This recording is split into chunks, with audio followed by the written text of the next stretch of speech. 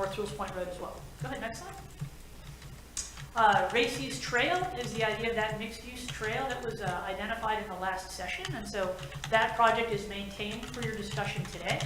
Broken up into 3 phases, just kind of generally locating those stars. So there's a phase 1, a phase 2, and a phase 3.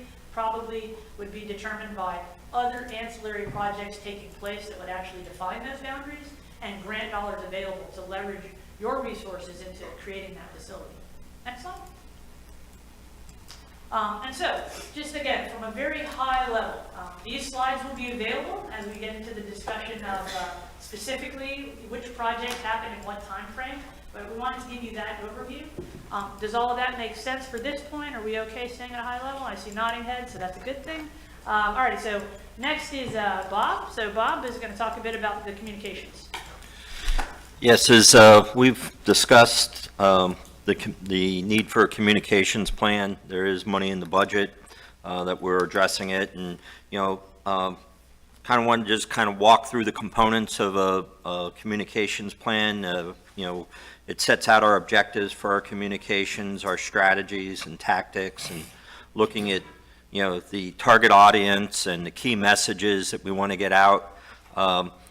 Usually involves some of use of resources.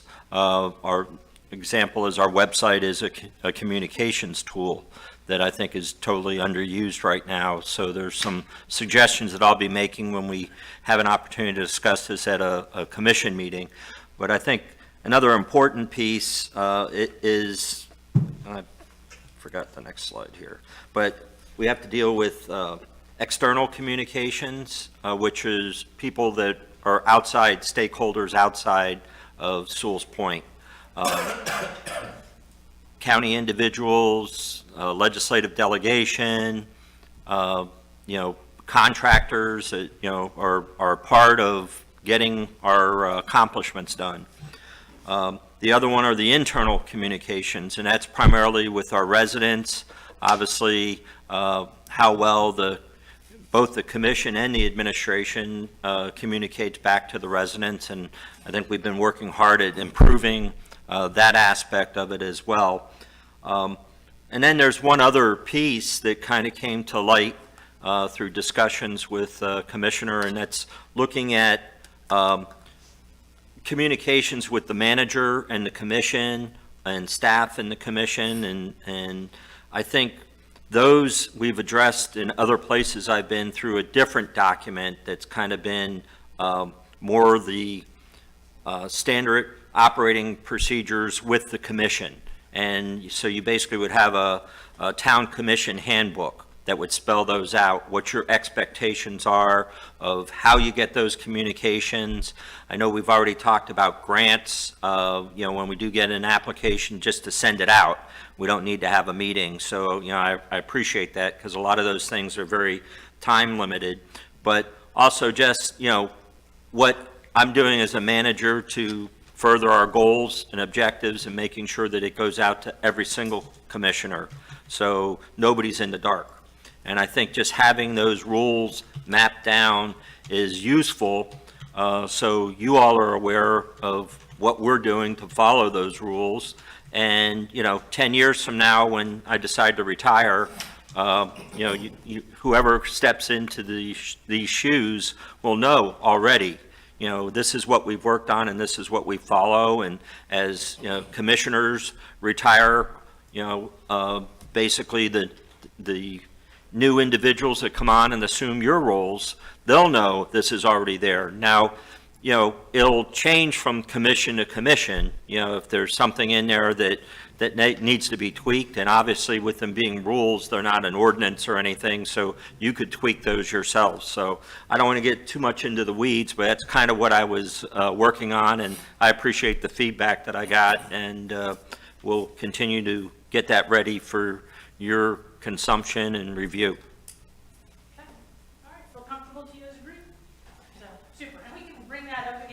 After we get through the priorities, if there's more detail you want to kind of unfold in that area. So beautiful. So with that, Chloe, I'm going to ask you to come on up. Next slide, Bob. There you go.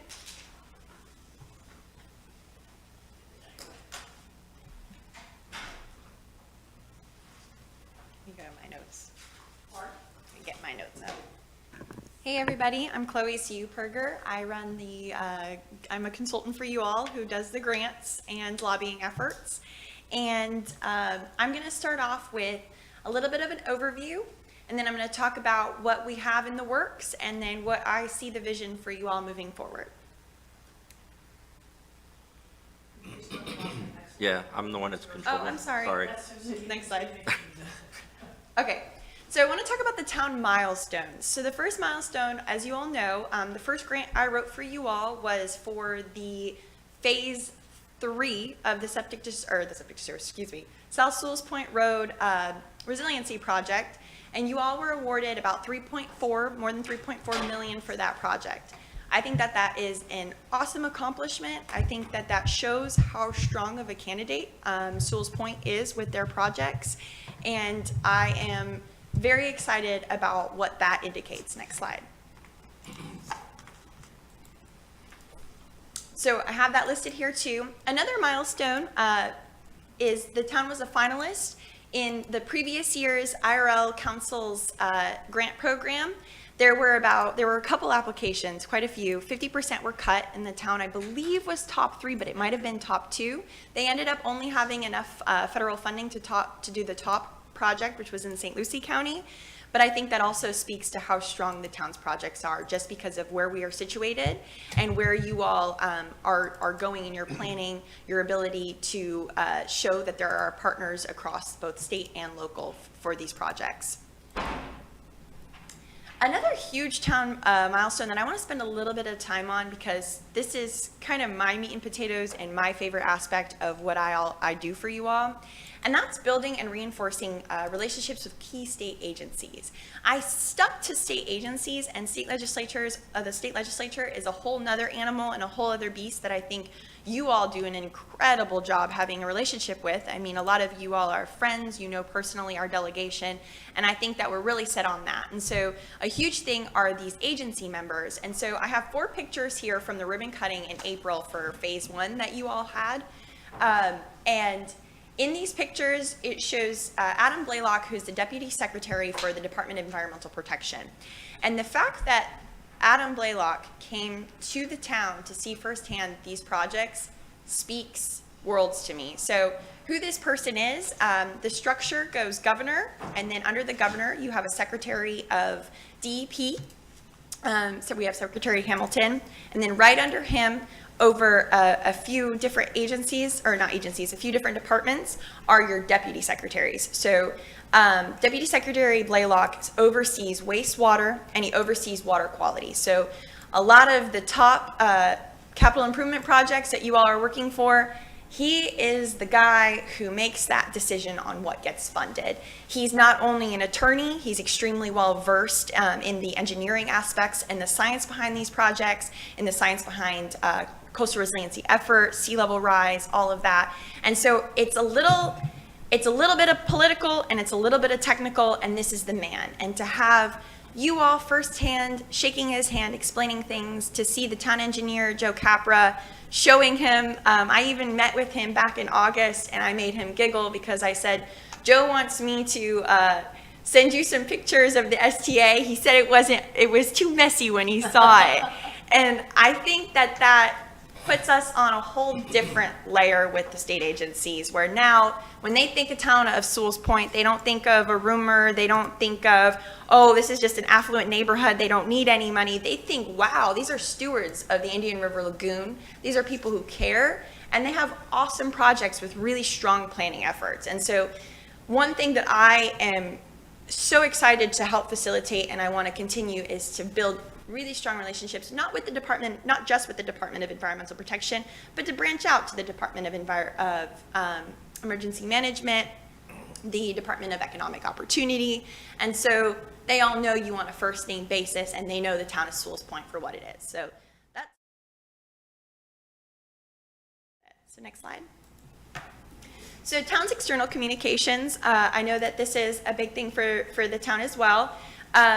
One of the things that I'm really excited about with our town manager is Bob knows the process, and He has a lot of key relationships with some people, not only in agencies, but in the legislature.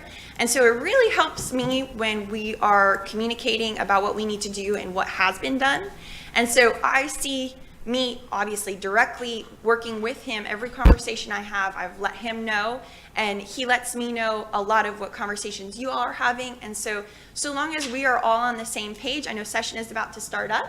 And so I think that we have really key people between him and I know myself, that we are able to work towards the town efforts in our own individual ways and to contain that, keep that communication going. And I think that we are really set to be able to be a team effort in all of this. So that's what I'm really excited about moving forward, and what I see as the external communication is me having the direct line through our town manager. And so now I'm going to transition to current grant opportunities the town has submitted applications for. Next slide. So we have 2 applications in through the FDEP Coastal Resiliency Project and one for the FDEP Wastewater Program. Those are from last year. So as you all know, and I'm just going to repeat it for the record's sake, each fiscal year, the state legislature funds the agency budgets, and each agency has different grant programs. And so last year, there was a lot of money pulled together in the Department of Environmental Protection for coastal resiliency, as well as wastewater. And we are still on pins and needles waiting to hear back from the state agencies. I got so excited 2 days ago because the governor puts out these press releases to say he's making a big announcement, and it was in Daytona Beach. It ended up being for beach nourishment, which our community got some beach nourishment dollars, which is cool, but it's not our project. So we're still waiting to hear back on that. So that has the phase 2 project, as well as the septic to sewer for South Sewalls Point Road. And then the wastewater program is same thing for the South Sewalls Point Road septic to sewer. There are 2 applications in for the BRIC grant, which is through FDEM and FEMA, the same 2 projects. And then there's a SWAG grant that's out there that's for the phase 3 project to get additional dollars to also see if we can do concurrence with the septic to sewer project to see if we can get additional dollars to put in some of those main lines and to start tackling at that. And that was included in the application. So those are what's submitted thus far. That's what we're waiting to hear back on, and we will keep you all posted on how those go. So next slide. So here are some upcoming grant opportunities and concepts about how we're going to fund all these projects with state and federal partners. And so we have a National Estuary Program, Watershed Grant Program grant that's out that we're going to put an application in, and that's one that's looming. And while we're going to continue to keep the grant effort going as well as we see grants coming down the pipeline, sometimes you have a couple months, sometimes you have a few weeks, and so as they come, we vet them, and then we go forward. I want to transition the focus now into the 2023 legislative appropriations process and the whole session, because that starts up in March. They're already starting with committee weeks now. And so we want to put our full force into not just the appropriations project, where we're going to have one application for the next phase in the South Sewalls Point Road reconstruction, so that we can see if we can get some dollars and cents from the legislature. We're also going to support putting money into pots for state agencies so we can start applying for grants as soon as session is over. And so those are the 2 key elements right now in a more short term. So from now, January, until about April, May, that's what our focus is going to be heavily on. Next slide. Chloe, can I ask a quick question? Absolutely. I don't think I understand this exactly, but let's say they decide our appropriation's okay, they want to give us $1 million. Do they do that through a grant as opposed to just giving you the money? I don't know the mechanics of that. So the way it works, it's actually a really great question. You get a line item through the legislative side. So when they're working on the budget, they'll show all of the different categories for agencies, and then there'll be local requests. And you'll get a line item, but it's tricky because that's not just this big magical pot of money that comes from an agency. So you will get Department of Environmental Protection Agency if we were to get the project for the next for phase 2. Thank you. Phase 2, it would come from the Department of Environmental Protection. However, from my experience, that doesn't take away from the grant process. The agency doesn't see that legislative appropriations as, oh, well, you already got money from the legislature from our agency, we're not going to do grants. They see it as like a bonus. That's what I've seen. So it's directly from DEP's budget or the appropriate committee. And usually on the applications, when you fill out that long form from the House and the Senate, it'll say what agency would be the funding mechanism for this. Okay, and we still have to submit the long form on that at some point in time in the future? That draft is just about complete. So I have a couple questions to ask the town engineer on it for that project, and then we'll get it in. And I had a conversation with Sarah Craven, who runs the legislative, or who's the legislative staffer for Representative Snyder, and she agreed to sponsor our project. So for him. So he sees it, he knows all the information. So we have Senator Harrell, who we've met with, who is also a proponent of the project. So we have 2 sponsors already for that specific project. And then also to reiterate, my strategy that I have proposed to you all was to focus in on that one project for the legislative session, because I think it would be better to come away with one success with as much funding as possible than to just put a couple ideas out there and then potentially have them lost in the shuffle. So now the vision for the grant program. So this slide, I was looking for like corny pictures to put of what I usually put the Indian River Lagoon, but I was like, what can I think about? And so I was looking for like pictures that showed focus and depth and also water. And this is what I came up with because there's a focus and there's a depth to it. And that'll be explained in 1 second. Next slide on why I chose that photo. So I think the number one priority for the town that I have understood from listening to the town commission meetings, from speaking with all of you individually, from talking to the town manager, and from hearing public comment is that South Sewalls Point Road reconstruction, our resiliency project, is that number one effort. And that needs to stay in the focus, the bubbles. That is what you all have prioritized through multiple meetings, strategic planning, et cetera, as this is what is the critical need. And so my brain goes to making sure that whenever we're looking at funding opportunities, that's where a lot of the muscle power is going, and that is what I want the take home to be. If at the end of the year, I want to make sure that those 4 phases are completed. At the end of the year, like at the end of the day, because we need a couple more years than one. So that's number 1. Then number 2, I want to seek funding opportunities that allow for the concurrence. And so I know you all have had the discussion about the South Sewalls Point Road septic to sewer, and there's going to be a slide in a second that's going to show you why this number 2 is especially important, is trying to see how much money from the state can you all get to supplement that so that it is the lowest cost possible, but that it is in concurrence, which means it is happening at the same time as you all are ripping up the road for the 4 phases. You can put in the project. Well, it's the 3 phases left, but that's another second priority. And then the third priority is to pursue new grant categories for funding. So after talking with you all, seeing the strategic planning that you guys did 2 years ago, there's a lot of awesome ideas and smaller projects that the town definitely is a strong candidate for. And so that includes public safety grants, seagrass and oyster bed renewal, utility resiliency. And so making sure that we are staying on our A game as those grants come through and looking at different concepts. And even just now watching the capital improvements, the canopy restoration, I wrote that down. That's something to also look, what kind of money is out there to help you all get some state or federal partnership in that. So next slide. This is what I'm really excited to talk about, because this to me, I have been a part of the legislative process in the state of Florida for 10 years now. I know I look like I'm 12, but I have a couple wrinkles coming in. And it's night and day right now when it comes to funding for water projects. This was announced about 2 weeks ago, I want to say, from the governor. It's Protecting Florida Together. It is Executive Order 2306 called Continuing Commitment to Stewardship of Florida's Natural Resources. And the governor held a huge press conference. He signed the executive order, which basically states in the next 4 years, he wants $3.5 billion dedicated to Everglades funding and water quality restoration. And it's not even, it gets better than what I just said. $3.5 billion is outstanding. The state of Florida has never invested this much in water quality. And I'm talking about huge match opportunities for every project that you guys do because of where the town is situated.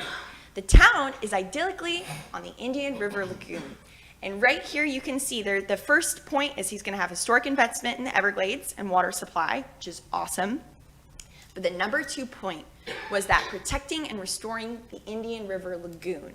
So the governor took out our entire region and said, we're going to focus on this for 4 years. That means you guys are going to be the priority area for funding.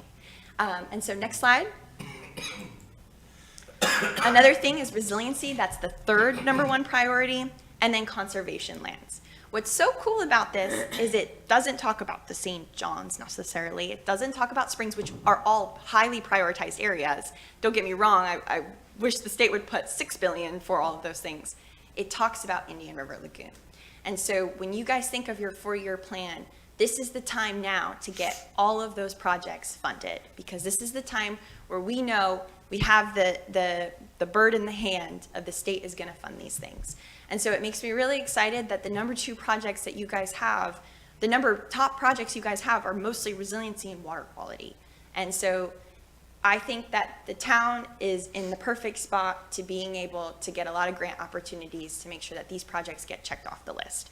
And so that's the overall sort of grant program that I see. And then I also took all of the feedback, and I know that there's been a couple maybe growing pains in trying to learn how to navigate the commission meetings, the tight deadlines. And so I really love the concept of making sure that there's 72 hours notice that you guys can look to make sure you know what the grants are. If anyone asks, you know the details. If there's anything that you see that is of concern or that you have questions of, make sure that that feedback is going to facilitate transparency. And I want to just tell you all, I am committed to that. I understand, and that is directly communicated. I think Bob Daniels does an incredible job at communicating to me exactly what the town's needs are, and I'm excited moving forward on those projects in that manner.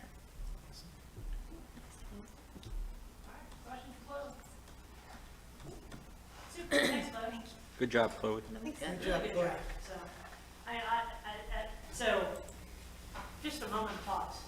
How incredibly well positioned the town has gotten in just 2 years is remarkable to me. So, and what I always hope in my career is I come away every day knowing that there are more things I don't know than I do, right? So the idea that there's another whole library full of information that I know nothing about now, this conversation was fantastic for me personally. So, and good to hear that we have so much opportunity ahead, right? And really reinforces the value and the benefit that we get from going through these kinds of conversations. So the impetus for that last conversation 2 years ago was get positioned to be able to bring grant dollars down when they become available, and you've done that. So awesome. So, okay, so let's jump in and let's get you positioned for the next 5 and 10 and 20 years. So go ahead, next slide. So where we left off, this slide simply summarizes the general arrangement we had where we left off in 2021. Go ahead, next slide. And of course, we've reorganized them. As you know, this is a very small spreadsheet, but it blows up and as we get into the next slides of where we think you might want to go. Again, everything is in pencil, as you know. This is for the intent of being modified. But we needed to have a starting point for discussion. Go ahead, next slide. This one or none? Next slide. Okay, sorry. I'm sorry, my screen didn't advance because I didn't click it on my screen. If you can go back to the blue. Go ahead. You're going to go back Nope, one. I'm going the wrong way, sorry. The other back button. That's right. Okay, very good. So let's kind of start at the beginning. So we have completed projects now for South Sewalls Point Road Phase 1, for seawall restoration Phase 1, land acquisition that's already taken place where the town's bought a piece of property. You're going to improve that piece, and then you'll have remnant land you can use to sell and then recoup some of those dollars. So, and then the septic to sewer study for South Sewalls Point Road. So I don't think there's a lot of discussion necessary in this area, but it's just kind of good to get everything out on the table so we have it to look at. So go ahead, next slide. So next chapter, if you will, is the projects that are underway. So we're underway in 3 major projects now. South Sewalls Point Road, Phase 3, referred to as now Parts 1, 2, and 3. There probably is a more confusing way to describe all of the different pieces. Not really. I can't imagine what that would be, so, but nonetheless, at least we're consistent. So we've got Parts 1, 2, and 3 of Phase 3 for South Sewalls Point Road, also occasionally referred to as SSPR, if you want to really get into the details. So, but that said, we have grants in hand from FEMA, HMGP, Hazard Mitigation Grant Program for members of the public that are listening, and I'll try to always do that on the record so that there aren't any acronyms out there that haven't been defined. So we've got FDEP, which is the Florida Department of Environmental Protection Resiliency Grant. MCU is Martin County Utilities. We're getting a contribution from Martin County Utilities to pay for their proportionate piece of that. And then there's some grant potential from FDEP, and that is the, SWAG is means the, It's basically a water quality grants. is there, It's what's a 319 grants. 319 grant, and what does SWAG stand for again? I can't remember. We just like the word that swag, that we have swag. That's- Swag? All right, we'll leave it at swag. I just try to clean the record as I go through these conversations. So swag, which can be defined if the public needs it. So there we go. So that's one project that's underway. Second project is your master stormwater resiliency study of the things that entrepreneurial communities do to get positioned. That's one of those things, right? To figure out what are the resiliency projects that you need to have a big package of projects, so then each individual project you're going after is only 10% of the big improvement, or 5% of the big improvement. So that is, of course, underway with FDEP funding. And the third is the septic to sewer at South Sewalls Point Road and Town Hall. So those 3 projects are in motion. Any discussion on those things? Everyone comfortable with where we are in that? So, all right, so keep going. So now we get down to the business of the business. So near-term projects, this is a long list and it consumes 2 slides to let you know. There are projects that you had already identified 2 years ago. Those costs have been updated by CapTech to bring them up to $2023. And then also in this category are some new projects that have been identified based on discussions with your staff, okay? The idea is that these projects will be happening in, let's say, the 2 to 10 year time frame to give you something near term to start to bite down. And so let's just kind of start at the top and work our way down, if that's the pleasure of the board. Okay? I see no one is saying bad idea. So we'll start with A1. A1 is on South Sewalls Point Road, Phase 1, Part 4, referring specifically to South River Road. That project is known a bit as South River Road. And this is stormwater and road improvements. And the type of improvement that now is anticipated, and you'll see it in the strategic matrix as we go, as the things that have to happen after you finish the road, right? So as you really get through the roadway process, sometimes there's an aha, and some additional tweaks are necessary to really get that project to 100%. And so this, I think, represents one of those things. This type of improvement is then picked up, you'll see in G1, as stormwater resiliency retrofits, okay? So once you have a stormwater plan in place, that will give you the capital funding to do maintenance, but also to take on some capital, that will give you the continued funding for maintenance as well as some capital projects to do those kind of refinements to projects at the end of the day. So that could be picked up for those other phases of South Sewalls Point Road in that manner, or you may find a large enough project that gets listed at some future point. Did I explain that appropriately, Joe? Based on how you described it? Okay, there we go. So South Sewalls Point Road, Phase 1, Part 4, about $1 million worth of improvements, potential for FDEP resiliency grants. South Sewalls Point Road, Phases 2, 3, and 4 then follow. I'm sorry, I'm trying to get my eyes straight. There we go. Phases 2, 3, and Phase 3 is underway, but Phase 3, referred to as C1, is the tree canopy restoration and enhancement effort that's now become obvious. So between raising the road and underground improvements, the roots are disturbed, and once that happens, something else has to be done to maintain the condition that residents have known to expect, right? It's a signature component. There's different ways to go about fixing and restoring a tree canopy. There can be phased improvements over time.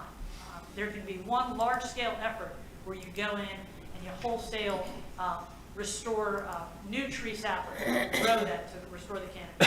There's some strategic trimming that can happen to try to maintain some of the trees that are being impacted. I think in this area, my understanding is there's a couple of different options. It's a local concern that you have. It's a signature piece. You have a grant writer now who's saying, let me go out and try to find you some grant money for this. Packaging up as its own improvement gives it a chance of happening, essentially. So that's why you have a new C1 on there, which again is just piecing out that part of the project. Does that make sense? Do we like it in there for now? I like it. Okay, good deal. Not, just refresh my memory, was that the one we talked about, originally undergrounding the line at 1,500 feet? Is that a different item? Well, it's the same area, but There's no for the same electric there. reason, it's not the same project. Okay. That is the same area where Because they're underground. the 300,000 was about the price. It was 325 before. 325, so what's, if this is not about the underground and the electric, what's it about? Just, Well, Well, can I answer that? I'm sorry? No, that's okay. I just, unfortunately, we were intending to go ahead with undergrounding. The problem is FP&L wasn't ready, and they gave us a 3-year time horizon that it would take them to be up and running. Costs are going to go up within those 3 years because you can't lock them in. And, also, as we know with FP&L, we have a disaster somewhere and all of a sudden everything slows down. So with keeping the project moving, and that's still something that we can look at doing in the future, they can underground the lines without being disruptive, but we still have the issue, we want to move ahead with the Phase 3 resiliency. We don't want to lose those grants, and we just need to keep moving forward. So what we were looking at is other ways that we could deal with the tree canopy. Obviously, there's some trees in there that have been struck within the canopy and have been damaged in the past. And we do have an arborist that came in that Captech went ahead and hired to give an idea of what it would take, what limbs would be removed, pretty detailed report. And then at the same time, we kind of thought, well, maybe it would be good to have a plan B, as we go in, and we realize the importance, you have to have a roadway clearance. I mean, and we love our trees. So how do we go about this? And staff had an idea of, maybe coming in with a planting of more mature trees, because if we're not spending money on the undergrounding, maybe we can spend the money on doing good-sized trees that can come in and have an arborist work with us and somebody that's knowledgeable in building those canopies and doing it the right way at the beginning. And maybe even phase out some of those other trees that are, their lifespan might be shorter because of the damage that's been done. Or, if we find that we have to remove a tree because of the root structure or something, then, right away we come in and we go with our plan and we replant one. So the canopy is going to exist. The problem, and I'm with everybody with the trees. I mean, I think it's very important, and that's what we're known for, are the trees that are within our jurisdiction, our city, our town. But I think we can do both things, improve the canopy and still get the roadway resiliency project done. Mr. Spender? I was just going to comment on your statement, which was, those two projects, they're both important and they should both happen. It seemed, what I recall is that we had an offer on the table for the design of the undergrounding for $1,500. Even if we decided not to move forward after the design, it seemed like it was too good to be true. I don't know if that offer's still available, but I would ask them if they would reconsider it. But, And that's got to be, $1,500 is, that's impossible. well, that's what they came forward, and I know. And that's why I was shocked that we didn't pull the trigger on it when it was How long ago offered. was that, if you don't mind me That asking? was a year ago, 2 No, years? that was like 2 years Was ago. it 2 years ago now? Yeah. Okay, I'll look into it. But this, Mayor, is that we have some issues with the canopy with the Phase 3 work that we need to mitigate or find a way around or put our creative thinking hats on to make sure we're not impacting fire access. As we raise the road, obviously, we're shrinking the height to the canopy. So I've heard a couple of good ideas. One is that we bring in some replacement trees that are there, that will maintain the canopy and also the road coverage and also be younger and, you know, seems like it's a good idea to attack it from multiple fronts. Yeah. And some of those trees are right now kind of hacked, you know, as you drive under there, you're like, wow, what did you do to this tree? So maybe we can fix some of that stuff. I think at the one time we were even talking about, you know, was the cost, and the cost was in the $350,000 range, underground the 1,500 feet Yeah. of cable. Was that worth it as opposed to just getting somebody who would trim the trees properly so that the FP&L tree group doesn't hack them to death, which they normally do? Because that's a lot of money for undergrounding 1,500 feet of cable. Commissioner Mayfield?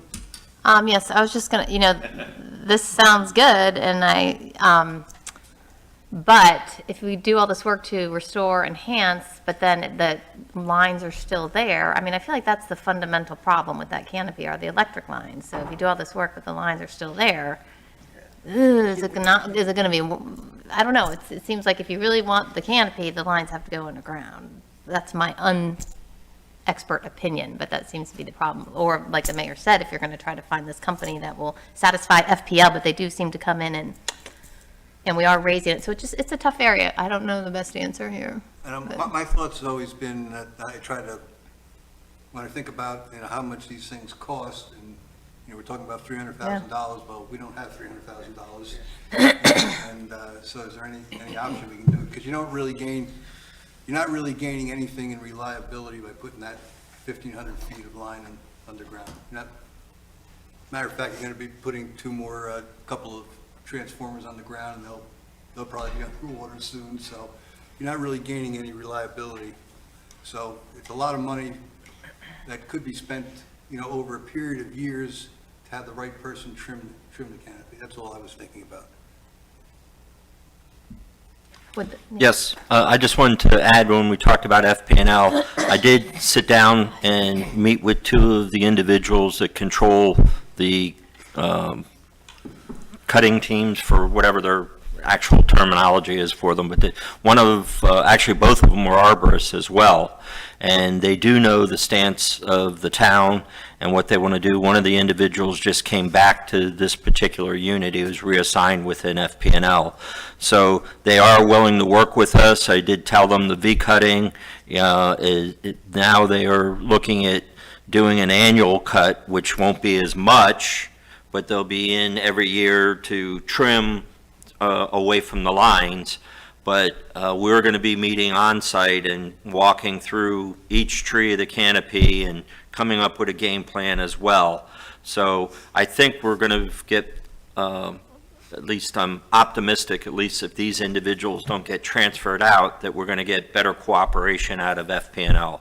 And even when they come in on the lateral lines and, you know, they're trimming those within our residences, they have a whole communications plan now that we talked about and getting the information out, and they're going to be communicating with myself and with the chief on when those dates are and how they're going to do it. So, I'm optimistic. Again, I've seen things go sour, with FP&L, not to, slide FP&L, but I think these two individuals really have our trees in their hearts, and they want to do what they can while still accomplishing their objectives. So we'll see how well that goes. Mr. Bender? Just a few points to your statement, John, is, one is that what I thought I heard Chloe say is that she had some grant opportunities that might come forward to help us with the tree canopy, so to set aside your $300,000 concern, which is a valid concern, by the way.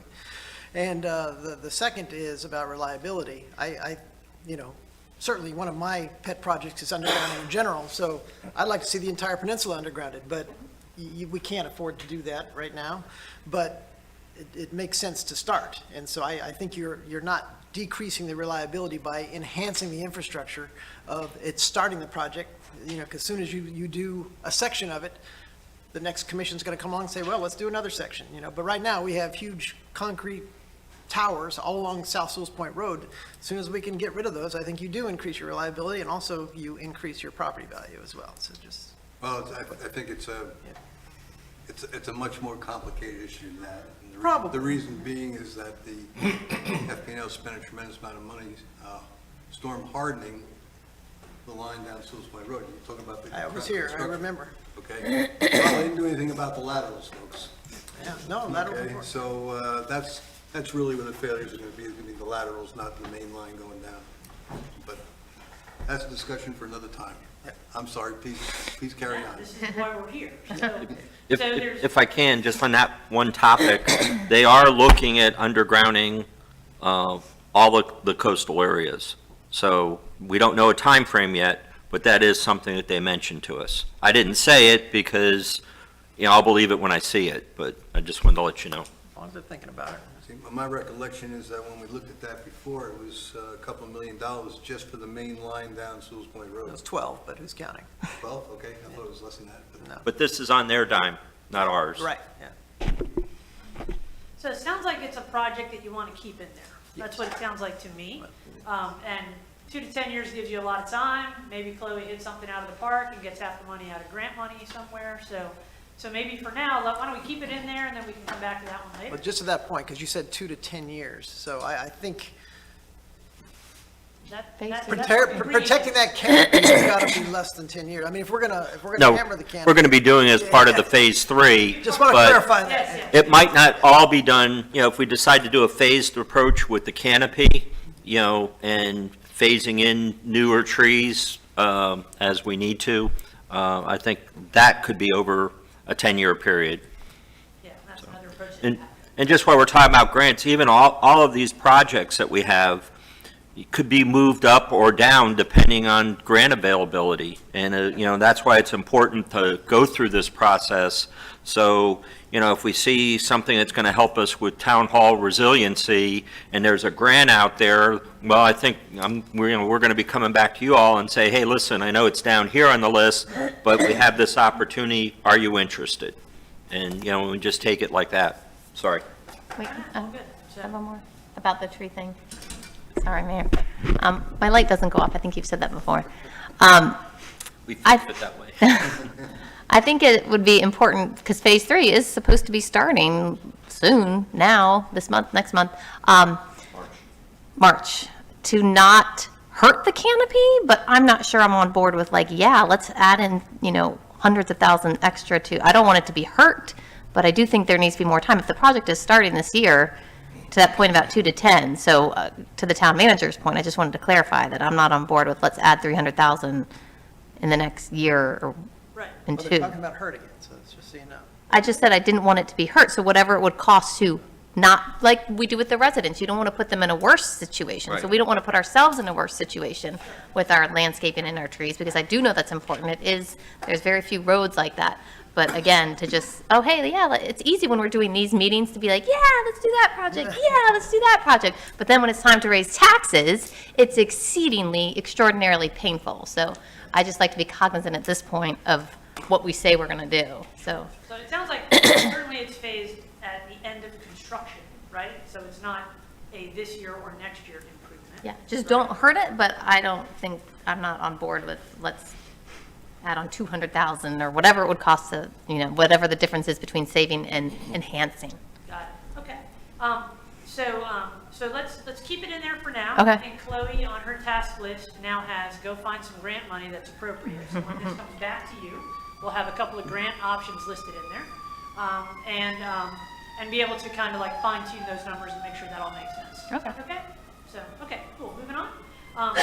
G1, as I mentioned, is the first time you'll see G, right, is in the near term. The suggestion from a staff level is that if you get your stormwater utility established, right, which is hopeful, then you have a funding source you can use. You're going to have a series of improvements that you're going to make as a function of having that utility. So those are packaged for your consideration, maybe about $1 million worth of improvements in the near term. Probably have about $1 million midterm and then $1 million longer term. So those are really placeholders for you in your planning.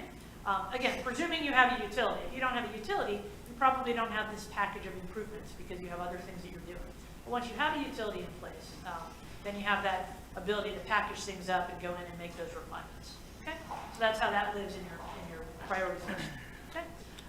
Kim, Yes. may I, just under that, we're going to have a class, top of the class, I guess, resiliency program as we redo the streets and the stormwater sewers. But we have one person right now that's dedicated to clean those. And we don't have a budget item when we have to replace, like we did in High Point, where we have to replace grates and so forth. They have to get ordered, and unfortunately, they're not real cheap. So the money has to come somewhere out of our budget.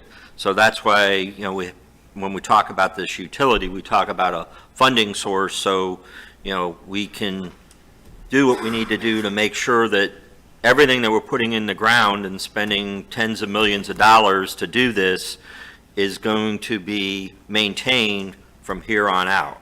And that's really part of our focus that nobody's really discussed with y'all. And we'll have that discussion as we get through the budget process and see, where we're at. But I just wanted to let you know that's kind of it's not just throwing it out at you, but, when you look at things, and I tend to look at things long-term sometimes, and how are we going to do this, and where's the money going to come from? So. Make sense? All right, keep going. The natural gas line expansion is a project that you had in your 2021 list, so it's maintained. There is a set of discussions underway with FPNL that continue forward. It seems as though that's a good priority to explore to find out whether or not you can get that to happen. So that's living here in the near-term projects. Okay. Town hall resiliency, among the very varied list of resiliency improvements. Certainly having a town hall that's resilient is one of those things.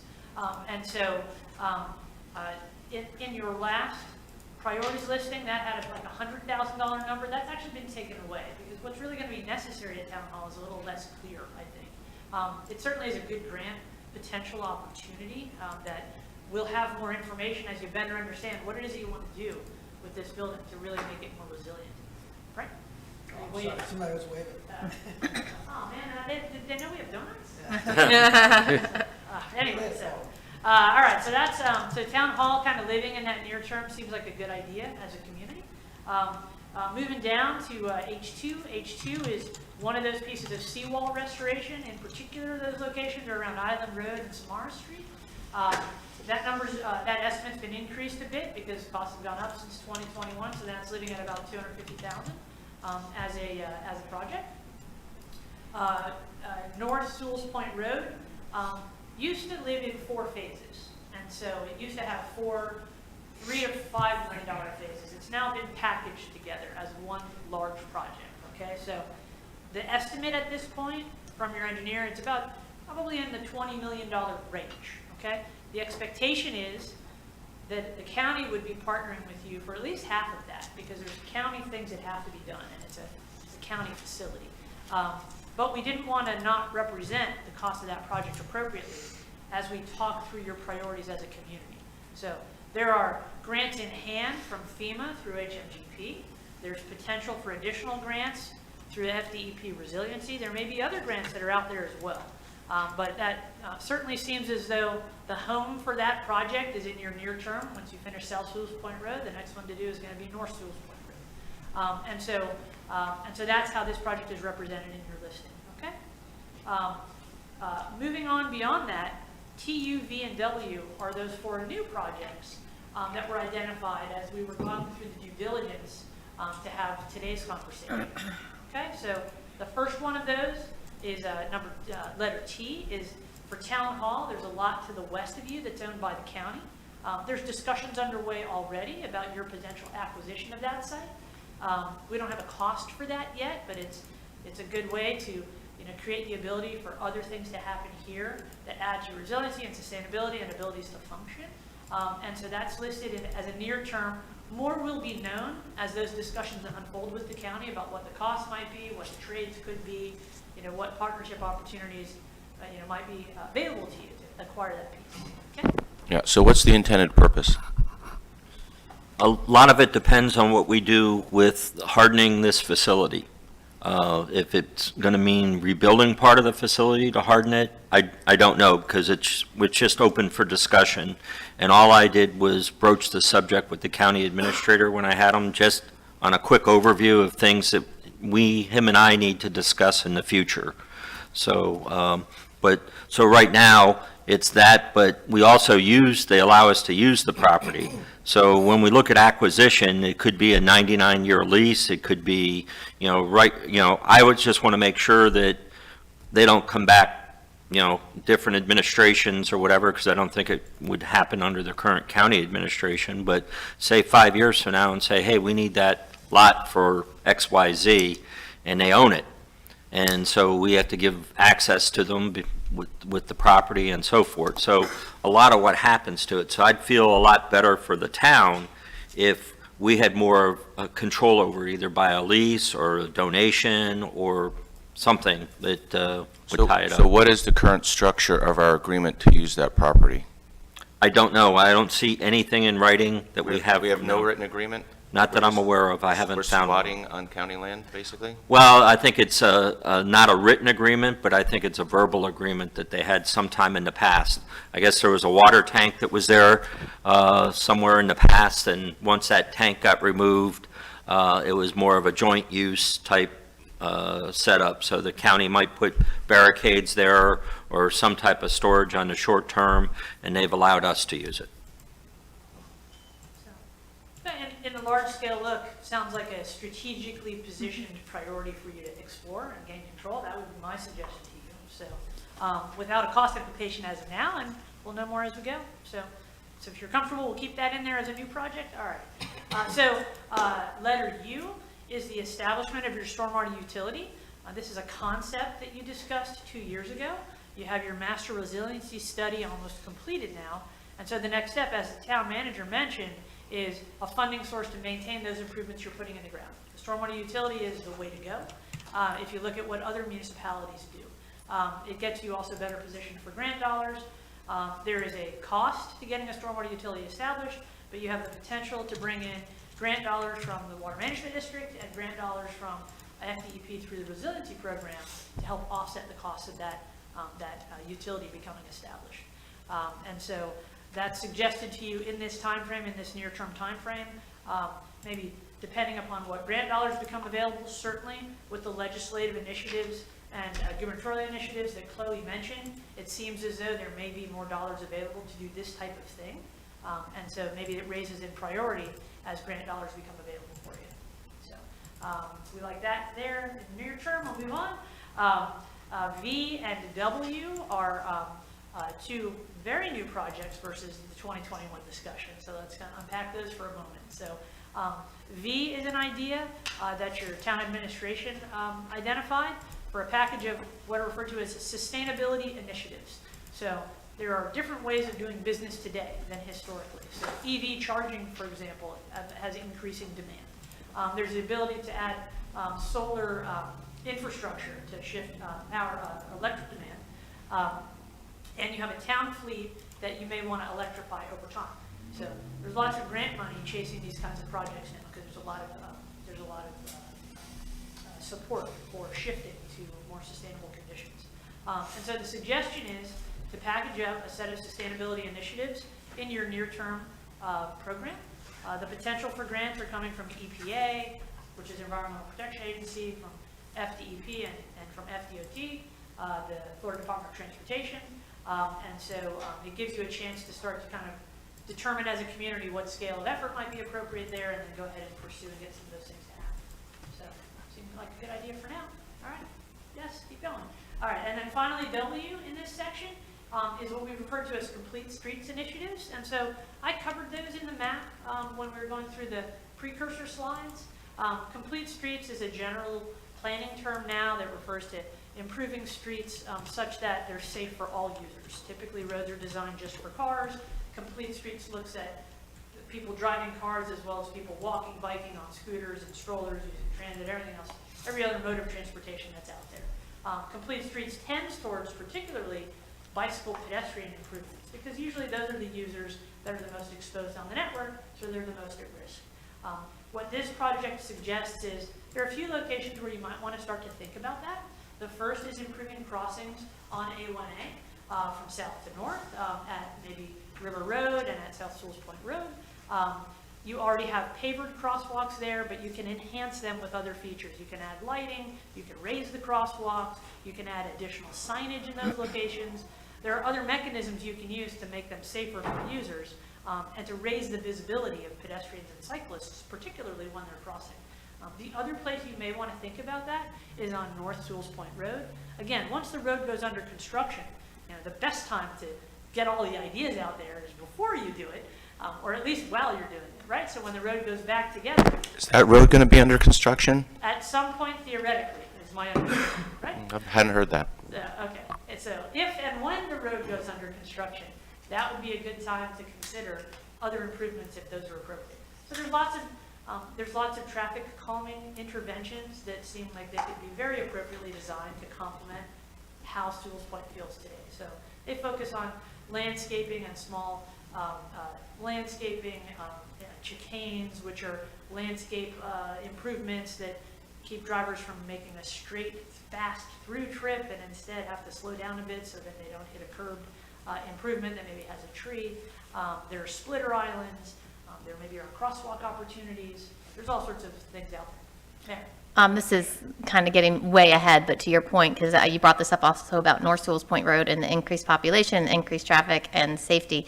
And it would happen, obviously, if North Sewalls Point Road ever got redone. But when you're turning right out of India Lucy, I feel like that wasn't designed very well, or there's like an extreme limitation on right of way. Do you guys know what I'm talking about? When you turn right at India Lucy, all of a sudden you're like facing oncoming traffic, and I have daughters driving now too, so I think about these things more. That has nothing to do with it. Anyways, I feel like that, I don't know if it would require, and again, not really your area, but I was just thinking about it. If somehow the town can get more land or an easement or something to make that turn a little bit wider. Anyway. I was also wondering, and James, maybe you can answer this question, when it comes to what kind of improvements we want on North Sewalls Point Road, is that an MPO decision since it's a county road? Or can we if we'd like to put in a speed bump or something like that on North Sewalls Point Road, we probably can't do it, right? Correct. Well, not without cooperative effort, I would think. So As far as the road, but as far as sidewalks or curbing, Yeah. I've noticed the same thing, that curb kind of, when you're heading south, South. the curb kind of jumps out. Yeah, it does. Yeah. It does. It's a tough little area, and there's just more and more I really have to traffic. set my phone down at the time. Pay attention. So, certainly we can add that location as one of the examples, and maybe that's. I don't know. I just find that an area that I notice, like, wow, I feel like something's going to happen there at some point, but, Well, I made a note, and we can look at that too with the county, okay. might not raise to the scale of one of these types of projects. That might be a simple. Yeah. but it might be something we can Okay. check. I think it's relatively simple, as far as the amount of Right, ground that you have Right. to move and the right. kind of concrete. Agreed. No road projects. Well, yeah, I know. He said relatively. And it takes coordination with the county too. Sure. So that's kind of your package, right, of near-term improvements that seem to be the things you might want to think about, and again, that 2 to 10 year time frame. So we're at 11:10, so we're actually on schedule, which is great. That's the biggest package of improvements to think about. We can do a couple of things. We can take a break if you want to. If people use the bathroom if they need to, a few minutes. We can keep going. Yes, Commissioner. I didn't know if this was the time to say it, or I wanted to ask, are these in priority order, or, okay, They are not prioritized. okay. So they are. You probably already said that, but I just wanted to confirm. That first one, that newer phase that we agreed at the top of River Road, I felt like shouldn't necessarily be first. That's Right, not absolutely. priority. Okay. So these are just grouped for you now. They're kind of Okay. like buckets, right? So this is all the near-term stuff to think about. When we come back, we will take an effort in trying to get them prioritized a bit within that time frame. And that's tricky to do because some of those things are going to be relying on grant dollars that we don't know when they're going to be available. So, but it gets you positioned, right? So that maybe you have kind of some presumptions that if a grant becomes available, we need to get after this, Chloe, get moving on that because this is a near-term thing. So that's really kind of how they're arranged at this point. So, So I'm going to be leaving right at 12, so I would think if anyone needs to go to the restroom, they could do that. We could just continue on. That's fine. Frank, you need another donut? I do need another donut, but I'm not going to have one. All right? I can get you one. No, it doesn't stop me from Okay. Oh, sorry.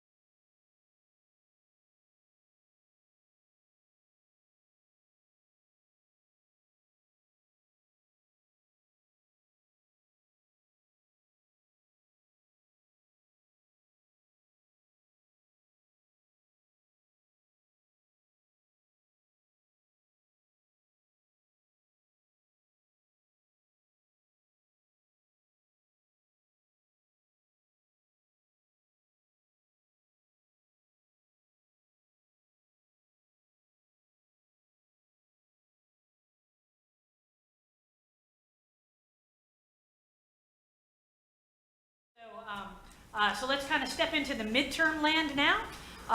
These projects will all look familiar to you from your last effort, and they're in the same locations. So the first two, projects O1 and O2, are kind of a blended set of waterfront access, maybe fishing, boardwalk type improvements that would be recreational in nature.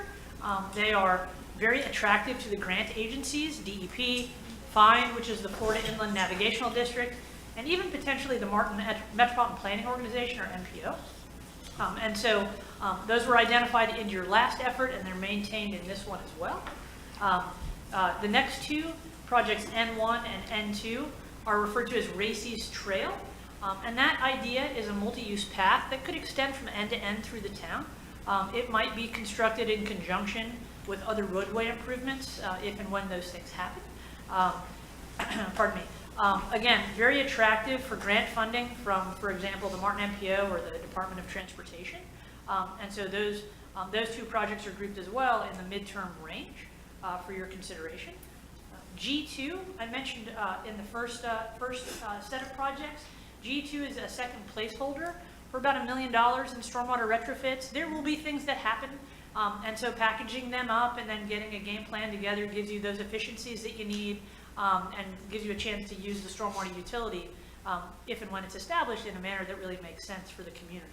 So, and then the last two projects in this section are the underground utility improvements that have been talked about earlier. So these estimates have been increased from your prior effort back in 2021. So this is now kind of expected to be in perhaps the $20 million range, broken into 4 chunks, 2 $5 million chunks, if you will, in this section, and then maybe 2 $5 million chunks in the next one.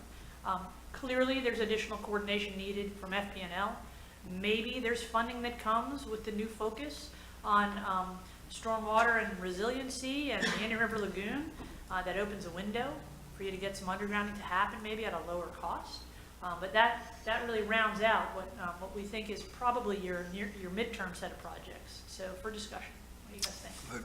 Commissioner Pender? This is awesome work and super understandable, and I appreciate the organization and the clarity. I don't quite understand the time frame. So I see 11 to 15 years, and that makes sense.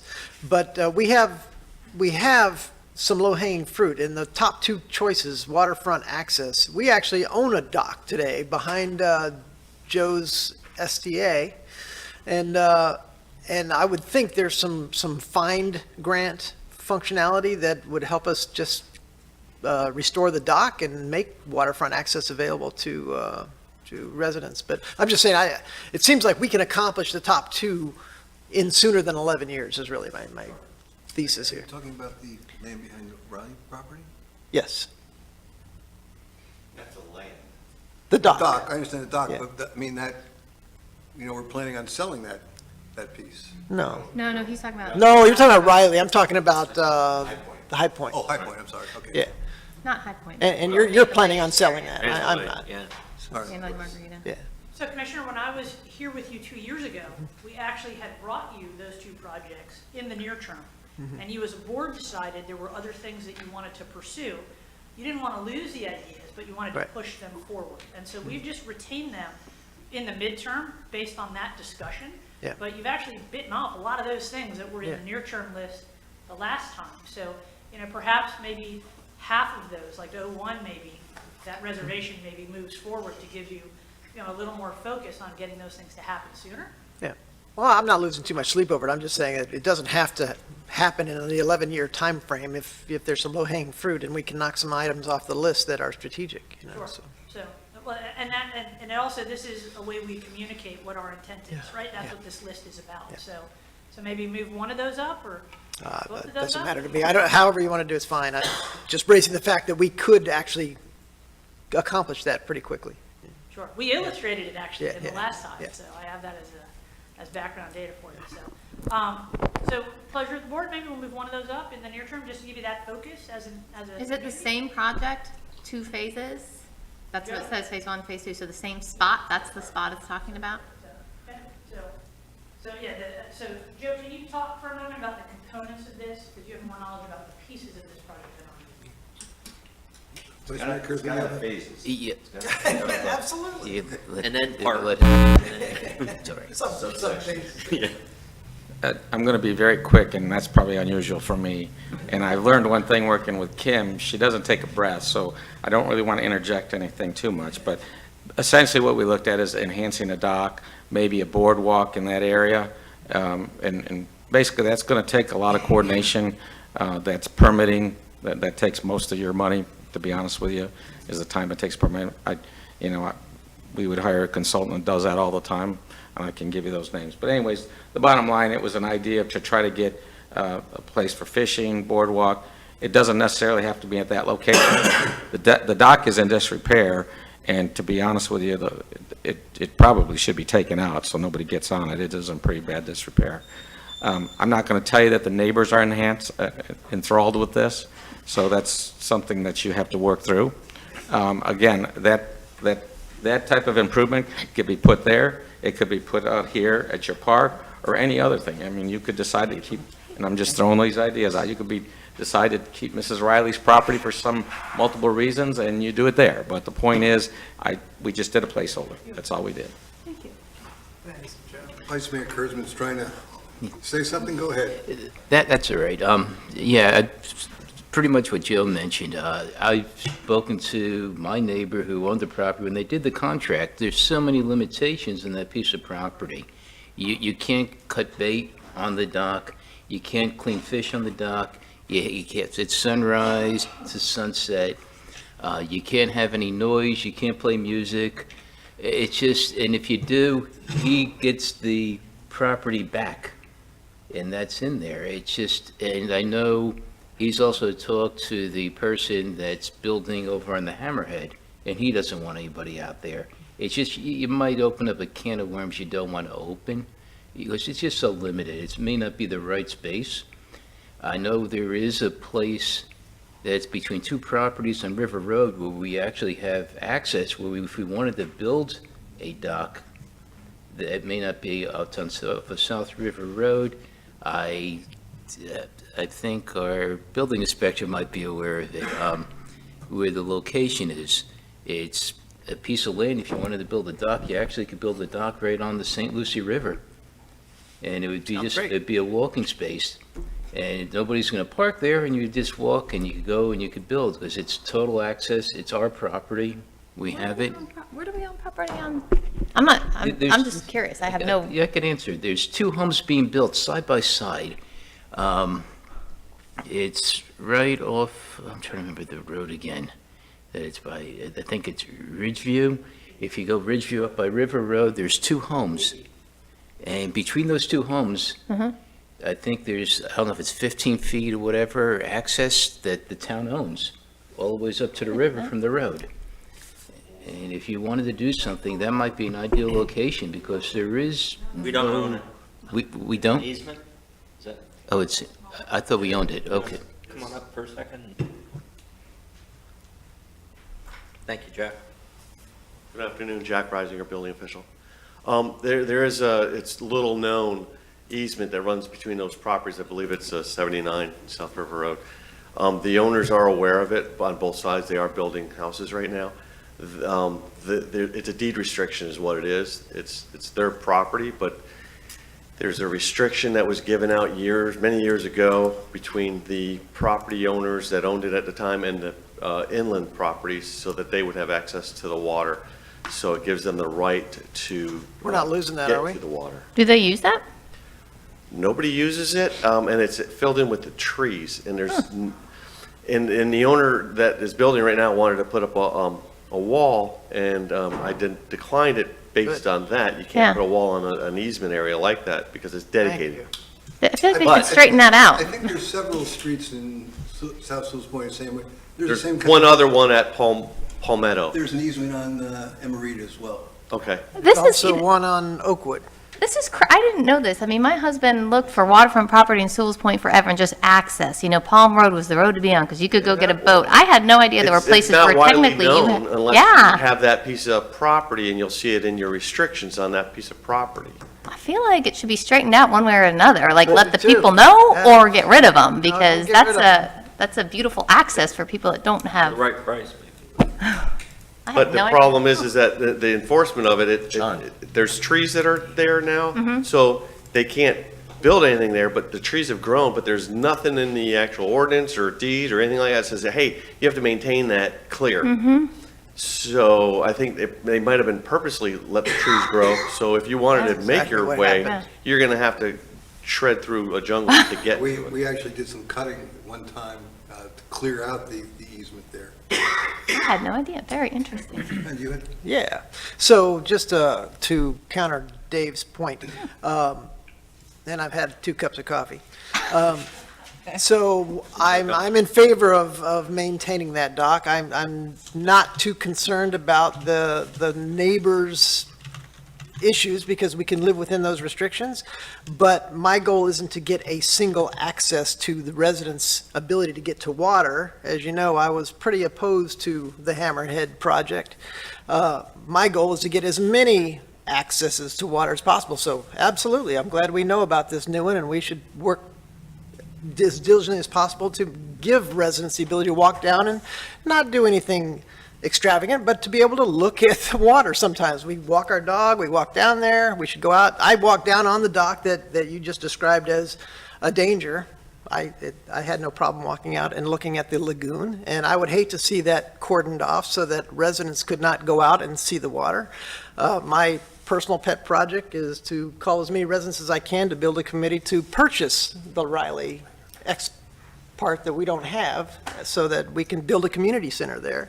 And at the end of my road on Oakwood, there's a mangrove area. It's an easement, and I just want to put a bench out there. And in 20 years, I haven't been that successful in doing so. But my point is, our property values as a whole go up when people trapped inside the peninsula have the ability to walk down and actually look at the water sometimes. And the more properties we build blocking that ability, it's great for the waterfront people, but it's not great for the community as a whole. So I appreciate your concern, but it's not just about them, it's about all of us. So I'll just jump in from my regional planning council perspective for a moment. So it's an interesting discussion, right? Because I think from the outside, often there's a presumption that because you're a waterfront community, everybody has waterfront access. And that's actually, of course, not the case, right? There's a lot of homes that are not waterfront access, and so they don't have the same opportunity. What we find in working in other places sometimes is this kind of conversation about street ends and easements that terminate at the water and treating them differently. They don't tend to be locations where people from outside come to use them because there's nowhere to park. So they really tend to be used as local facilities. To your point, Commissioner, what we also find is expanding waterfront access in a community raises the value of properties in the community. So there's different outcomes that are often looked at as beneficial, right? So there's a property value increase, there's kind of a recreational benefit that comes, there's a quality of life benefit that comes. The other thing that we find in communities increasingly, and I haven't looked at the demographics in Sewalls Point as much, but between families with kids, but particularly aging residents, having destinations to go to makes for much healthier places, because what we find in a number of communities, especially affluent ones, is that older residents, as they age, stop going outside. They don't have a place they can walk to comfortably. They don't want to ask somebody else for a ride because they're not driving anymore. And so it reduces their participation in the community. And that has different effects, right? It's good to have eyes on the street, right? That's that classic planning term we use, because having somebody that lives in the neighborhood out walking around, that's a good thing. Somebody falls down, a neighbor sees that and says, hey, we have a problem, a dog is running loose, a kid is outside, a tree fell down. So that the ability to create places that promote recreational walking in a community makes for better communities. This is what we find across the board. So, you may want to consider as a board having a chance to map out, where do we have those? I didn't know we had an easement right down the street, and I just wanted to walk down there and fish or whatever. So maybe there's an opportunity to think about from a programmatic standpoint. This isn't a capital project, but just programmatically, maybe you want to have a map done that you understand where are those easement points, and then think about an effort to to civilize those improvements instead of kind of like working your way around the mangrove, to get to that little 15-foot stretch. Like racing trail. Maybe it gets cleaned up a little bit, right? So you have more formal access. The other thing that we find, of course, is in communities is when you formalize access points, you discourage people from using the ones that you don't want them to use. So for example, if you have a kayak launch, that's a specific place. People tend to use the kayak launch, that's the specific place. It's easier to use, instead of launching your kayak from any location along a whole stretch of beach, right? When that happens, the beach breaks down. When you have a formal access point, what we find is you actually protect the rest of the beach, and then you have that specific location where you say, hey, everybody launch your kayak here, and people come in and out in that location. So it's a method to improve the resiliency, if you will, of the resource. So I just wanted to throw that out. Mayor, I had a quick question. Over you first. One of the things I was just thinking about, it just occurred to me, there is an access point over at High Point, but High Point owns it. If somehow we could work something out with High Point, where we could actually take that, maybe we could build like a little Good luck. dock underneath, but, I'm not on the board. No, I understand, but I just think it could be something nice, but the thing is, you want to use private funds, not public funds. This way, it could be just for Sewalls Point residents only, so you're not going to have like the landscape trucks parking in front of it, taking the lunch breaks there or anything. But if it's I want to keep things private. You don't want the outside world necessarily coming in. The moment you start taking grants for those kind of things, it's open to the whole world, and that's very open, and people will see it. You want to put for Sewalls Point residents only. They come in, you put like a little picnic bench there, and maybe you build like a little, a small dock or something underneath where kids could fish or something. I think that would be nice. But if we could do that with our own funds, which wouldn't be a lot of money, I don't think it would be that expensive. And maybe in turn, we could offer High Point something like, we'll cut the grass in that circle over there, it won't come out of their fees, we'll do it. We'll pay for the maintenance of that little area over there. And I think that would be something nice, especially for the kids. I do see young kids fishing there, and it's nice to see that. I don't see, sometimes I'll see like an adult just sitting there, but I'd say more so of the kids fishing, and it's nice to see that. And I don't think that would be a bad thing if we could do something there. And it allows deep water access where you have the bigger fish compared to where you're locked in with the other place that we were talking about, where, it's more like a nursery for the fish. Although you have some bigger fish that have been there for a while, I hand feed them. When they come in, I get some grains and stuff, they'll just go right to it. They trust me. But it's just, I think that might make a lot of sense. And like I say, I'm more for keeping it private for the residents, not for the whole world. And I think that's important. One of the things a lot of the residents will tell you is, it's beautiful here. You got trees, it's wooded. There's a lot of privacy when you're in here. And I'd like to keep it like that, but I'd also like to see things like that are available, as you mentioned. I'm not opposed to that. It's just that I want to use public funding on that. Sure. Okay. Yeah, Jim also reminded me, by the way, as you acquire properties for stormwater, for example, and for other purposes, you can always retain an access point at the end of the day. So maybe you sell all but that 15-foot easement, or 15-foot section rather, that you can use to start to facilitate access in multiple points. So another idea for you just to kind of think about. So, so we're at 11:36. Just I think Commissioner Mayfield had another question. I just wanted to say, I'm not for displacing to Commissioner Fender, and I know he cares about this topic, and I think it's important too. The access to water is huge. This is, like I said, my adult years have been spent looking for waterfront property and access to water and fishing and boating and all that stuff. That's the best part of this area. But right now with these major projects going on, I would not be interested in displacing any kind of significant money to do that kind of work while these projects are going on. But also we have that North Sewalls Point lot, which is actually probably easy walking distance from like the parking lot here. That whole retention area is on the water, and something could be done there to make it more, resident friendly. Okay. So why don't we do this as one of our takeaways before we come back to you, if you'd like. We can work with your staff and with Joe and get some graphics together to give us an idea of kind of where those access points might be, what we already own, where we have some easements that we know about, where we have property that we might want to acquire over time. so you can have a more informed and conversation about that when we come back and figure out like where it lives in the terms of priority and how we do that. Does that sound okay? Yep. Yeah, okay. Any other thoughts on our midterm cast of characters here? Sounds okay so far? Jumping on. I cannot believe we are on time. I am just beyond happy. This is so hard to do. So, last group of folks is going to be the candidates called long-term projects. So these are 16 years and beyond. So this tends to be, in most communities, the good ideas that we don't want to forget about, right? Because you're not going to be acting on those in probably your time in office, right? This is a kind of, these are the legacy ideas that really get left for those folks that follow you. So, so that said, starting with Q is the bridge replacement on Island Road. That's a costly project. The estimate is now up from $1 million to $2 million based on what we know today. Again, by the time we arrive at that project, the numbers will probably be higher than that. But it gives you kind of a placeholder in there just to give it the context, if you will, in conjunction with the other projects. Letter R is emergency access on South River Road. Again, a priority for the town. Might be something that you can move up in time if dollars become available for those types of improvements, but otherwise it's an idea that's kind of living like in that long-term list. Pardon me.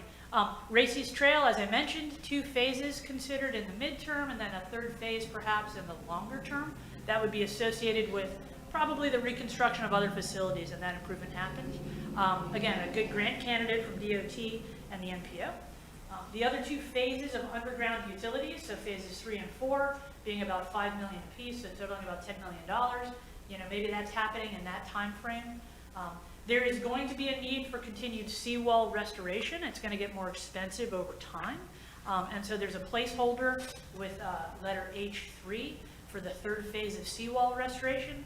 That phase kind of being kind of in that vicinity of Island Road and Samara Street. There may be other locations that become identified over time because we're dealing with sea level rise and that's having impact on those shoreline conditions. So, and then finally, a last placeholder for stormwater, which would be the stormwater resiliency retrofits, figuring you'll probably have at least $1 million worth of projects that you'd probably be packaging up and expecting to undertake in that next time frame, which would be 16 years and out. So that brings us to the end of my spreadsheet. But now we're open for conversation. And I've been taking diligent notes, as has the manager and the other members of your team. But other than that, does this feel like an appropriate listing of projects? Have we left anything big out? Is there anything we haven't identified that you think you should be at least starting to anticipate as a town? We've added a new idea, which is mapping waterfront access, and so we'll package that up in a way. That's probably more programmatic than capital, as I think about it. I think it's a big return that's a sweat equity kind of improvement, really, more than a big capital cost. But we'll certainly frame that out for you so you have that to think about as a program when we come back. Is there anything else that we have forgotten? So, does it feel pretty comfortable? Mm-hmm. So, okay. Frank, you're pulling the mic over? Yeah, I think it's a great list, and I appreciate all your hard work. And we did discuss at the beginning the topic that unfortunately just timing-wise is happening right now is tree protection. Yep. So I know Joe's going to cringe a little bit, but we've got 3 separate activities going on around canopy protection, which is, of course, the big one that we talked about, which is the South River Road. I think on Tuesday's meeting, we're going to talk about Mr. Lagana's activity, and then also on my road, we just clear-cut at least 10, I heard the number 40, live oaks on one lot. So I know the town manager and Jack have been working through that issue. So I'm not sure what's in here about, you know, in the last meeting, I raised the request to let's review our tree permitting process, you know, perhaps the establishment of a slowdown or a review of a lot that's about to be cleared to make sure it's done properly, because it certainly wasn't done properly on Oakwood. And so that's the only thing that we haven't talked a ton about, other than we've got some great ideas on how to put our thinking caps on the South River Road canopy, but just want to make sure we don't lose track of that tree issue. Okay. And in that vein, if we're looking at some, what I'll call non-capital type projects, do we want to think about something like a charter review, which we probably haven't done in a long time, and you Yes. might want to think about? There may be some other non-monetary items that we want to put here in the plan. I think a charter review is a great idea. I think that it's written in our charter, maybe not, but I think that's a great idea to have a committee of people, residents, and look it over. And then I like the idea of a tree presentation on our own rules for trees, because people ask me and I kind of know them, but I don't, I'd like some edification in that area, or some re-edification, I should say. Yeah, that sounds good. It's not going to cost, anything that doesn't cost us money right now, I'm all for it. It's, we got a lot of bills, so, Yeah, I like the tree education. yep. Mr. Campo? Sorry. I was told we're ending at 12, so I've got a 12:15, someone waiting for me, but I wanted to jump in and thank Kim and Joe and April and Chloe and Jack and Bob and audiovisual, and Kathy Miskoski, a resident. Wow. And thank you for coming in on a Saturday, and of course, my fellow commissioners. I think we all care a lot about our community, and showing that you take the time for something like this means a lot. I wanted to just circle back to something Bob said early on and focus on not just the external list of great projects that could make this town a great place to live, but at the end of the day, the strength of this organization really relies upon the commission and the administration to work together. And that means that the commission needs to know that we are policy makers. Okay, one of the first things I did was, when I was on the commission, is I went to a 3-day course, Florida League of Cities, on what the commissions do, what towns are, what our charters are, what the administration does. We're a community of great resources financially. We're a community of great needs, as you can see from what you've laid out. But without the fuel of consensus of the community and solid communication, it all gets squandered. And I think you can see from, as an example, last year when the town manager went up with something that was not properly vetted with the commission, which was a project for a $1 million grant, and the commission was not on board, and the whole thing went sideways and resulted in some members of the community going to the State Appropriations Committee and saying, do not fund a project that, and I meant to thank Chloe too, sorry. So we can do all this work, we could do all this planning, but if we don't have the fuel of community mandate,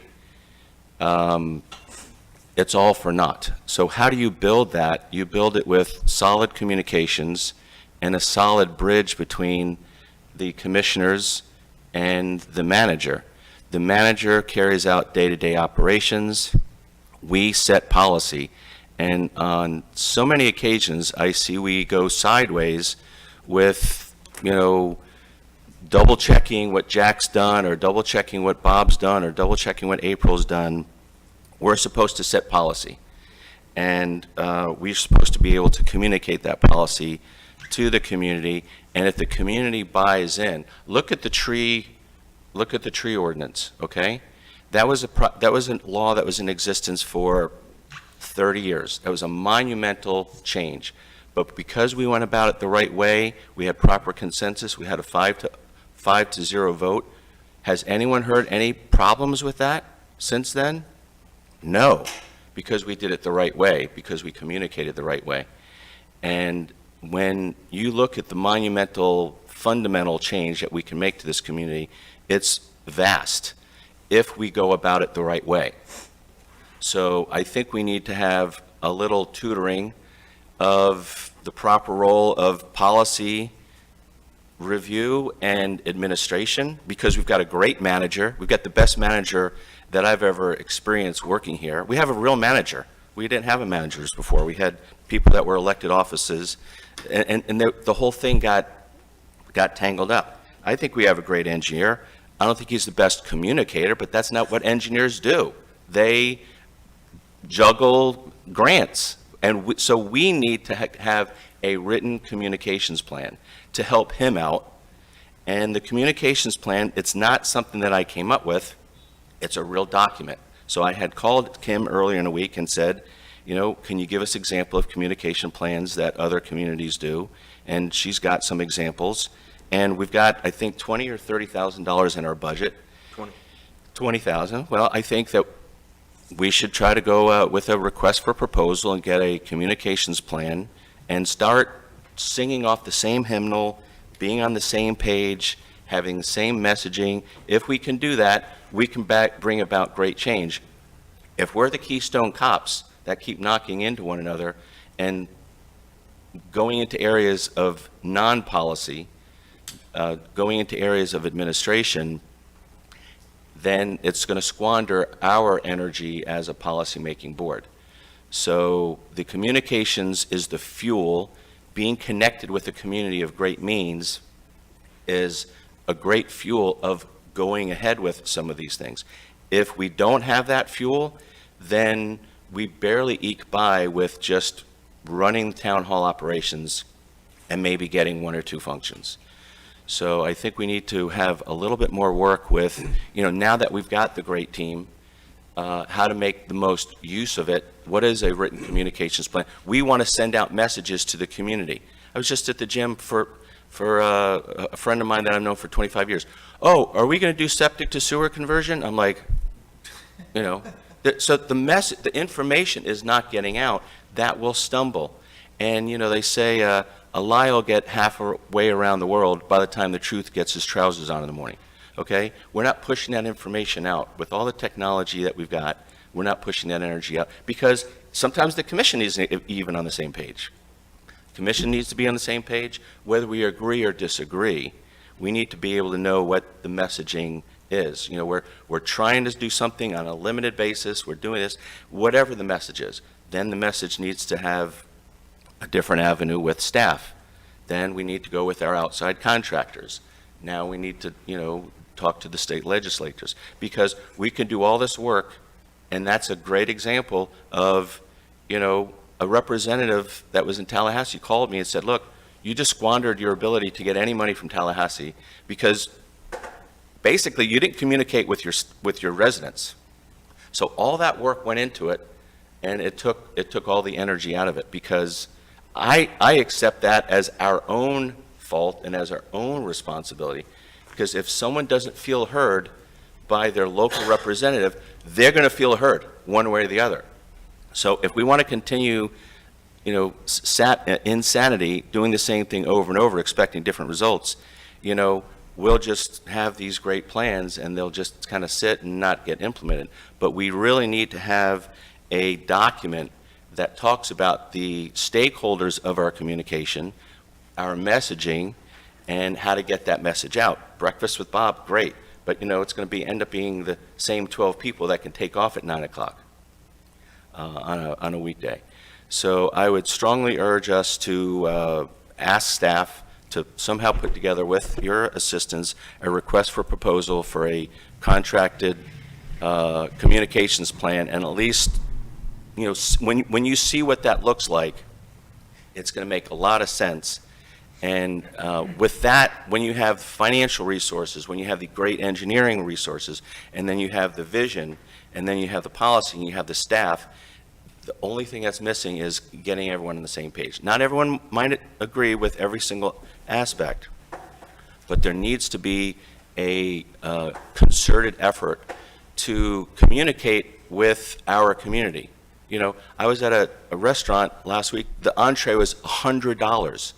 And there were people at my table that were ordering it because it was presented in a way that was like, wow, that's astonishing. That would be a great entree. I was like crazy, you know. I had soup. No. But this is a community that I think if things are presented the proper way, they'll either say yes or they'll say no. But typically when you don't understand something, you know, the only thing you understand is the price, then people say no. So I think that we should, we breezed right over that, and I respect Bob's position, doesn't want to tell us, so I'll tell us for him. We need to stay in our lane of staying focused on policy, and then, let him do the administration, and use our meetings to create some consensus within the community, so that, the time that we all spend here is productive and efficient. So there's my whole soliloquy. So I would think that the next time that we have an ability to have a request for proposal for a written communications plan from a communications consultant, if you could help us with that, that would be great. And if I've said anything that anyone disagrees with, I've got a little bit of time, but I didn't want us to focus Good, then just... let me chime in. Sure.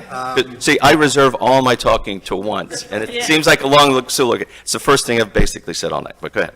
Part of Mr. Daniels' performance plan here was to come up with a communication plan. So if he feels he can do it, he can go ahead and put it together for our review, or if he feels he needs to go out and get some help, he has that option too. That's part of his plan, and we expect him to do it. Commissioner Fender. I don't disagree with anything you said, James, and I would just tie it up in a bow and say, just add a communication component to the line item of action items to get done.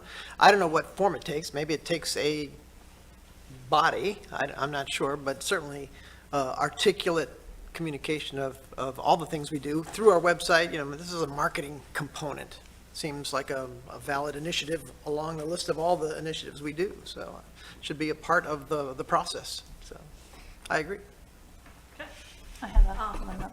Yes. I just wanted to ask a question to Commissioner Campo with what you're saying about being policymakers. Yes, I agree. We are a small town, though, and we all five of us has had the tendency to nitpick in the smaller details because we're so small. We can literally go in and see what everybody's doing. We're not a big organization. But yes, I agree. We don't want to micromanage and make ourselves inefficient and whatnot. But my question would be, how do as the policymaker, how do you view this list? How do you view our top important projects? Because I think when you're talking about not getting money and whatnot, it's always going to come down to septic to sewer. I mean, that's really the point of contention that I think that maybe you're kind of addressing in terms of us all getting on the same page. I don't think we're going to get everybody on the same page. It's just impossible because there are people who 100% don't want it, no matter what, and will do what they can to make sure it doesn't happen to the detriment of other things. So I would ask you, as a policymaker, how do you feel about the list of projects? And do you, and septic to sewer? And because that's what we're deciding is we're prioritizing these and that's what we're spending our money on. So I would ask, how do you feel about our list? Well, the top ones. No, so I thought the number one list was South Sewalls Point, water improvement, river improvement, and flooding, stormwater treatment. I do think that the large number for the septic to sewer crowds out everything else. I do think that. And I think if there was a properly presented case on septic to sewer, I think based upon the current projection, I think you could win over a lot of people with good hard facts. And I remember, totally disagree. We're never going to win over some people. And I totally disagree that there hasn't been a good case. I mean, we've Yeah. we've gone So- through torture Okay. on reports and details and presentations, okay. so. Well, you asked my Yeah. opinion, and I think that with proper, it's not just standing up here and saying things. I mean, I won an award 20 years ago for Communicator of the Year for a project in Florida, and I came back to a best friend, and she said, well, great, you're Communicator of the Year. Come back to me when you win Listener of the Year.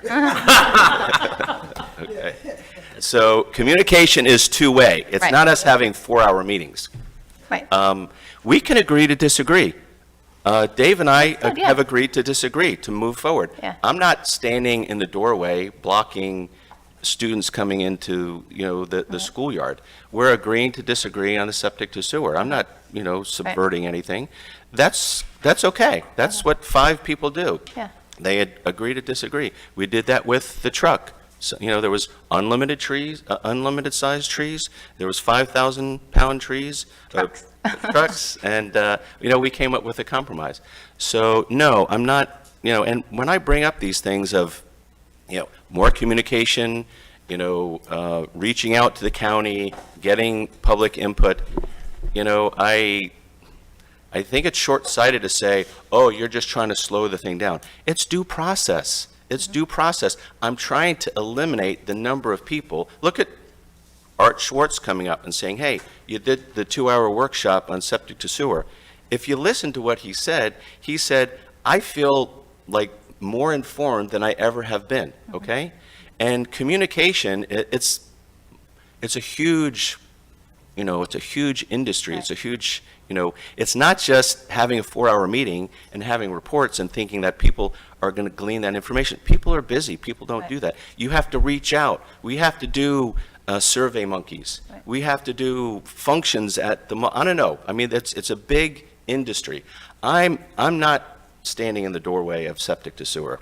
I'm saying if you do a better job of explaining that, there's going to be a lot less resistance, not just on you three next year, but on me as a commissioner that's just been reelected for 4 years.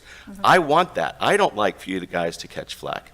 I'm trying to actually genuinely say this is going to be less onerous on you if we spent time with a concerted, thought-out messaging, which is reaching out to people. If it's not on this and you can't touch and get that information in 5 seconds, people do not spend the time. You think they're going to come to a 4-hour meeting to learn this? They don't. They'll pull me aside at the gym when I only have like an hour anyway, And this is just something that we need to reach out and push that information out. I think it's going to be better on both sides of that issue. Right. I just know that with septic to sewer, there's no amount of communication that's going to change certain people's minds. Certain And I was at the legislative delegation session, and at the end of the session, 2 residents got up, where we weren't even asking for anything to do with septic to sewer, and they specifically said, do not approve anything that Sewalls Point wants to do with sewer. So, at that point, I don't think communication is going to reach them because they've got their mindset. That's their right. You're allowed to do that, but that is no amount of communication. It's not our fault that not every resident isn't on board with septic to sewer. Agree to disagree. I disagree with those I don't- residents. That's yeah. fine. So I just don't want us to be portrayed as not doing enough to, that we're not communicating enough, and that is why we don't have consensus, because some things you're just not gonna I think say. the higher that percentage is and the easier you make it for people to understand what's happening, the less grief you get. And you're not going to get 100% people to agree that it's daylight right now. You're just not going to, No, but I like communicate. Fundamentally, I agree. Yeah. I don't want it to consistently be, we haven't communicated enough, and that's why everybody doesn't love sewer. It's just not gonna. Well, the converse of that is if you did communicate more people would understand, and that would bring less grief. So that's, Vice Mayor Kurzman. Yeah.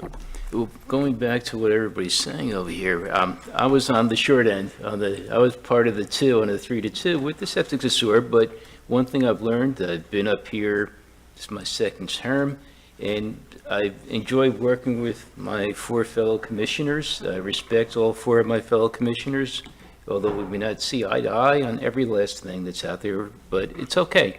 I've learned to compromise, and a lot of things I've even moved over and wound up agreeing with you, even though I didn't originally.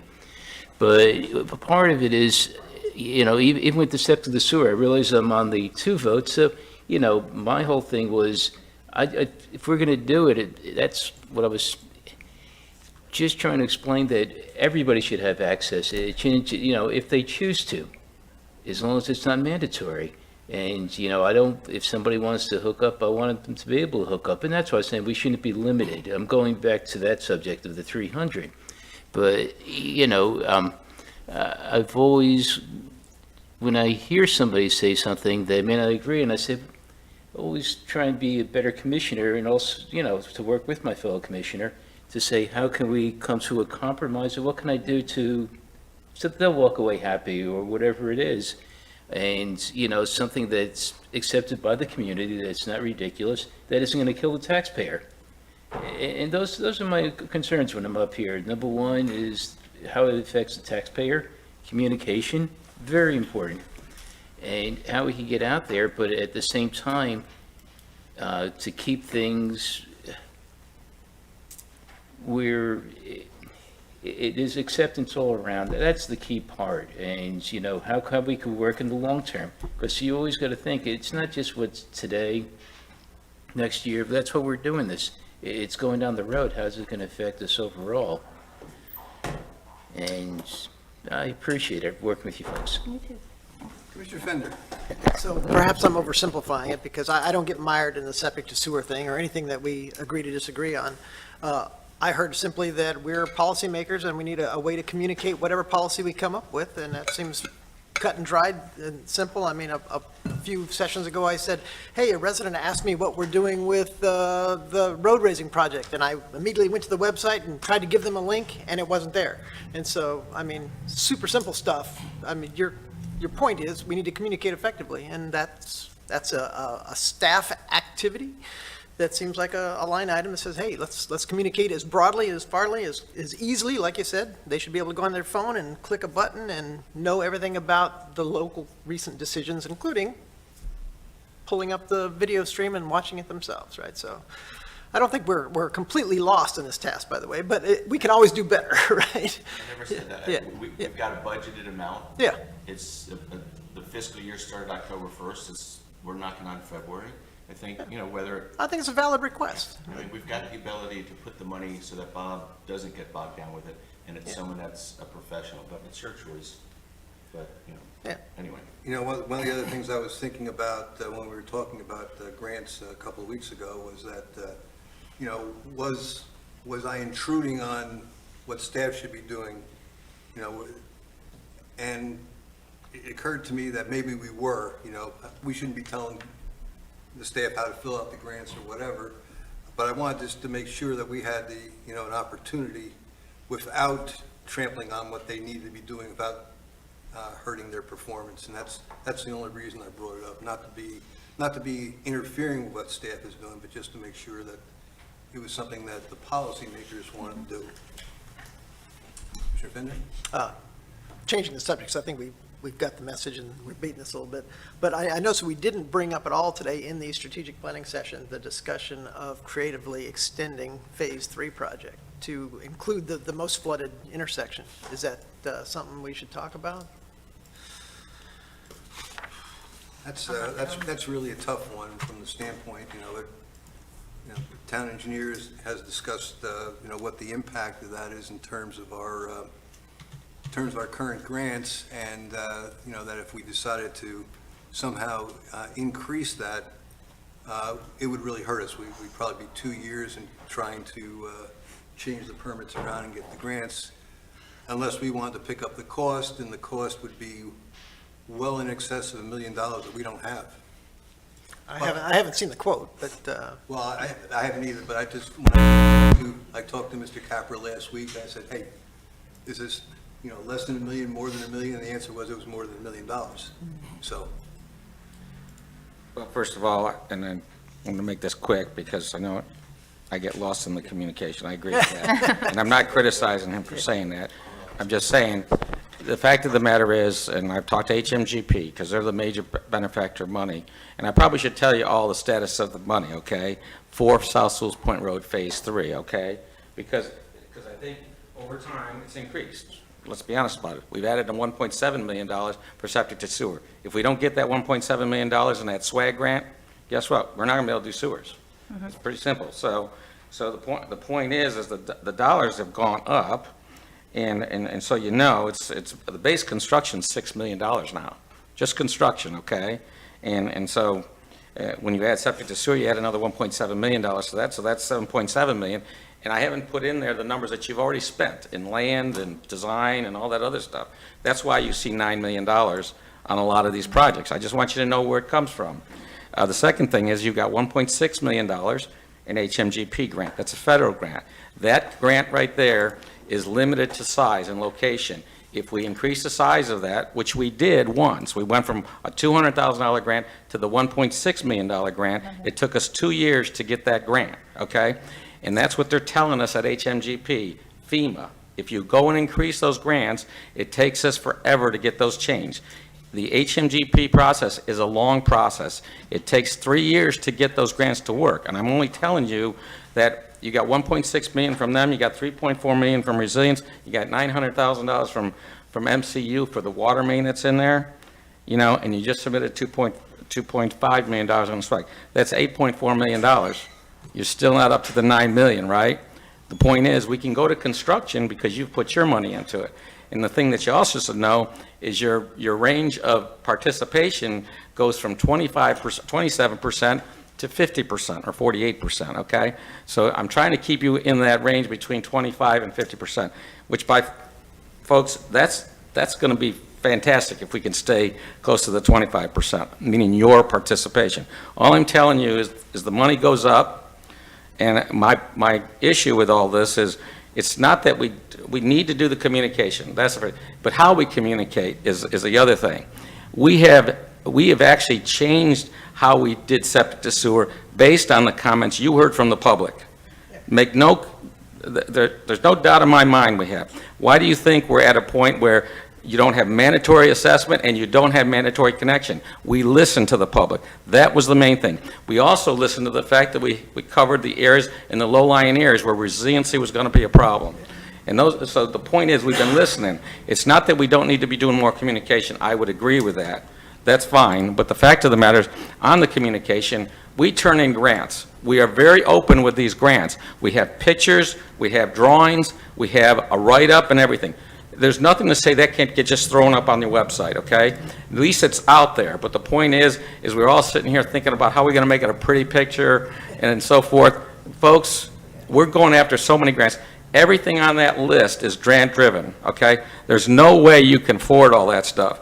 And we got to get a lot of grants. So the point I'm trying to make is, you need to be taken with information you have, put it out there. We're not trying to hide anything. We've never tried to hide anything here. And that's all I'm going to say. I think I've said enough. One little item that Kim will probably agree on, as we as a community go forward with all resiliency. Resiliency deals with sea level rise, king tides, and everything. Guess what? We need to be thinking about what the residents can be doing on their own property, because they need to be providing seawalls, okay? And what they're doing in Fort Lauderdale right now is they're making it where those people have an ordinance in place. When they replace their seawalls and they improve their properties, they have to be putting those seawalls in place. We need to be thinking about those as planning exercise and get that set up too. That's all I'll say. And if I may, just to circle back to phase 2, Joe, just real quick, if we went out and we did extend it in, pardon me? Phase 3, right? No, phase 2. If we extended it to cover, no, Extending phase 3 into phase 2. yes, okay, I'm sorry, No, correct. okay. Okay, but if we looked at doing that, you already mentioned it would take 1 to 2 years, and aren't we planning phase 2 to be a year out? Yes, so that's exactly the point. Good point. I mean, I should have said that. What I heard from people when I started talking, when I started to tell them the things that we are doing, they thought we weren't doing anything on phase 2, the Riverview area. We've already applied for grants. We already have an HMGP grant, okay? You know, we are already out there working on the project. Everybody seems to think that these projects are going to happen all at once. And I know what happens, and I was, when I worked in the water management district on the Everglades stuff, basically what it is, there's 6 counties. If everybody didn't have an improvement program in their county, they weren't getting enough. They weren't happy. It's the same thing here in town. When everybody doesn't see that something's happening in their backyard, North Sewalls Point residents, they want to see something happen. North Sewalls Point Road, we already have a grant. The town went forward with a grant. We need to get the county on board, but the point is, we have grants already in place. We have a plan in place. A preliminary conceptual plan. But everything down south, we have a plan in place. We are working on these things. That money just doesn't fall out of the sky, and we don't have time to provide the match until we do it in a sequential order. So the point is, that's what I think a lot of people don't understand. We are working on it. We are going to get to you as soon as we can. We recognize, but let's face it, phase 3 area was every, summer rainfall, we were closing the road. And people, that's why we went there next. Then we'll go to Riverview. But that's only planned for another year from now. We just got to stay the path. I mean, that's all I'm trying to tell you.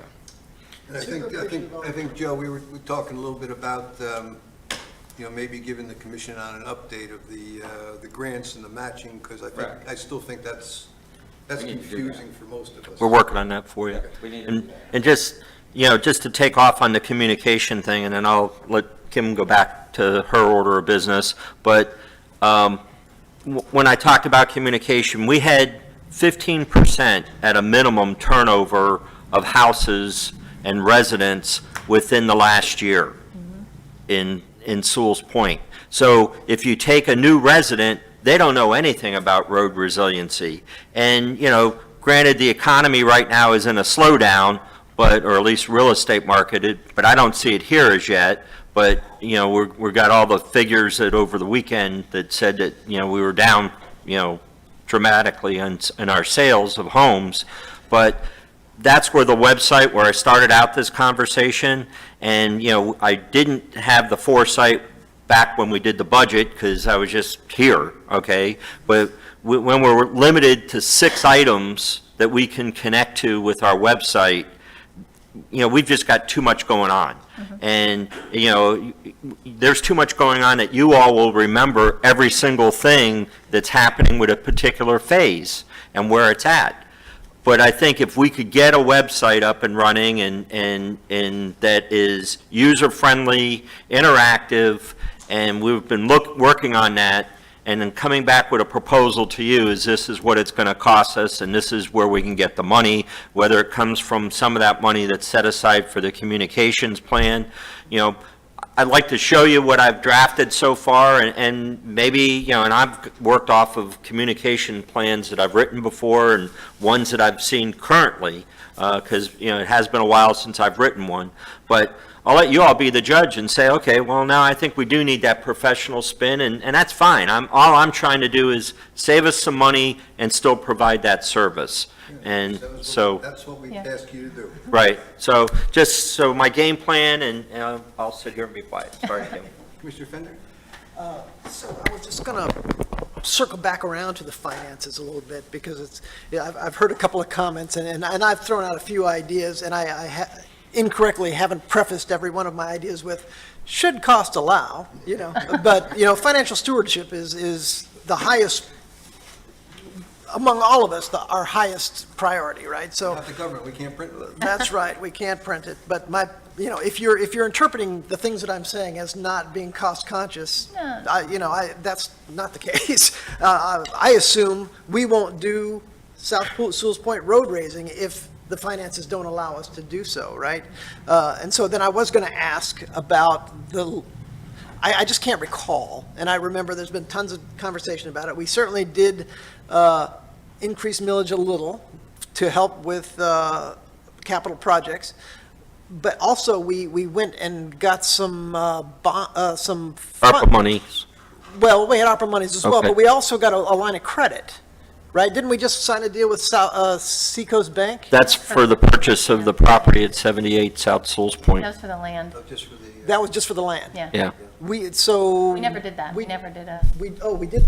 I think But we we're- talked about it, We right? did talk about it. Okay, all right. I thought we think closed on it. if I may, I think if we get into a situation where we have a project and we have a shortfall on funding, we're probably better off going to the state revolving fund, where we have an opportunity at a low interest rate of utilizing a bridge type loan to, Okay. get So really, projects that's done. kind of where I'm going. I'm just Right. wondering what our status is on debt consolidation, because I assumed we took on some debt. I thought we passed No, our debt right we now. never did. Okay, good. Our debt right now just involves the house, and the game plan was a 2-year window we were looking at. Okay. But again, that's a decision that you all make as the commission. I don't make it as the manager, so. Remember, we almost talked, we got talked a there. little bit about debt in terms of when we were raising the millage rate. We thought that if we needed to take out a $5 or a $6 or a $10 million loan for the road work, that increase in millage would be the debt service. Yeah, That's Yeah, what yeah. we talked about, but we never took out the loan. We never got the Okay. thing. all right. And I think in terms of what I'm thinking about is that we have about 2 years' worth of capital millage increase in the bank, which is probably $500,000 or Yes. thereabouts, and we still have about, Is that truly a line item? yeah, yes, Yes. it is. Yeah, it Okay, is. good. All right, awesome. And we also have the ARPA money, and we may need to use some of that money as matches. at some point in time. That's why I thought, I think that was kind of always the gist, was we didn't have matching money Yeah. for how we fund all our projects. well, You know? we always got it, but then we had Yeah. to stop the project, Yes. demobilize, remobilize, and that was costing us $25,000, $50,000 Yeah. a pop. And there is a match that's involved with the Phase 3, but we did purchase the property, so, we haven't gotten some answers yet of exactly what they're going to want, but we're committed to 1.7 million under a match for Phase 3. But that's something that we've been working out with the grantors of the funds, and ultimately, we'll have an idea of, what our exposure is going to be. And why I think that's important is because it's been stated at meetings, I don't know, 4 months ago, 6 months ago, that we had enough money for Phase 3, and it's not necessarily that way. That's what we really need to clear up, and that's why we went out and got the swag, or applied for the swag and a couple other things, and that's why we need to go through those details with Joe, I think is important. And the biggest thing there, as I mentioned before, is ARPA funds that were given to us was given with no strings attached. Then all of a sudden, when we went to use them as part of a match, they said, no, it actually comes from the federal government, so we can't do that. And the resiliency funds that we were in, where we had a grant, the same type of deal, it was coming from ARPA funding to the state, but it originated as a federal. So that's why it took Joe a lot of work to explain our projects to those two granting agencies, and now we just have to work out the rest of the match. Mr. Fender? So, good point. So that's how we got here, right? We started talking about financing, and the conversation was, what about this extra little extension for this highly flooded intersection? And I think what calms that conversation down is you can put on a map and say, you're on the plan. 1 year from today is when we start that project. But I'm concerned that at any given time, these projects are going to stop because we run out of funding. And so if we can go to those residents and say, hey, you're on the schedule, we're fixing your problem, it's going to be fixed on October of 2024, whatever it is. Right. That's great as long as it happens. But if indeed we are in jeopardy of not getting the grants, if these are expensive projects and we don't have the debt service in place, I don't know that we can actually, that's why I'm kind of pushing that, can we extend to solve that problem? Because that's really why we're doing this, is to solve the flooding And issue. if we wanted to do that extension, though, it'd be on our dime.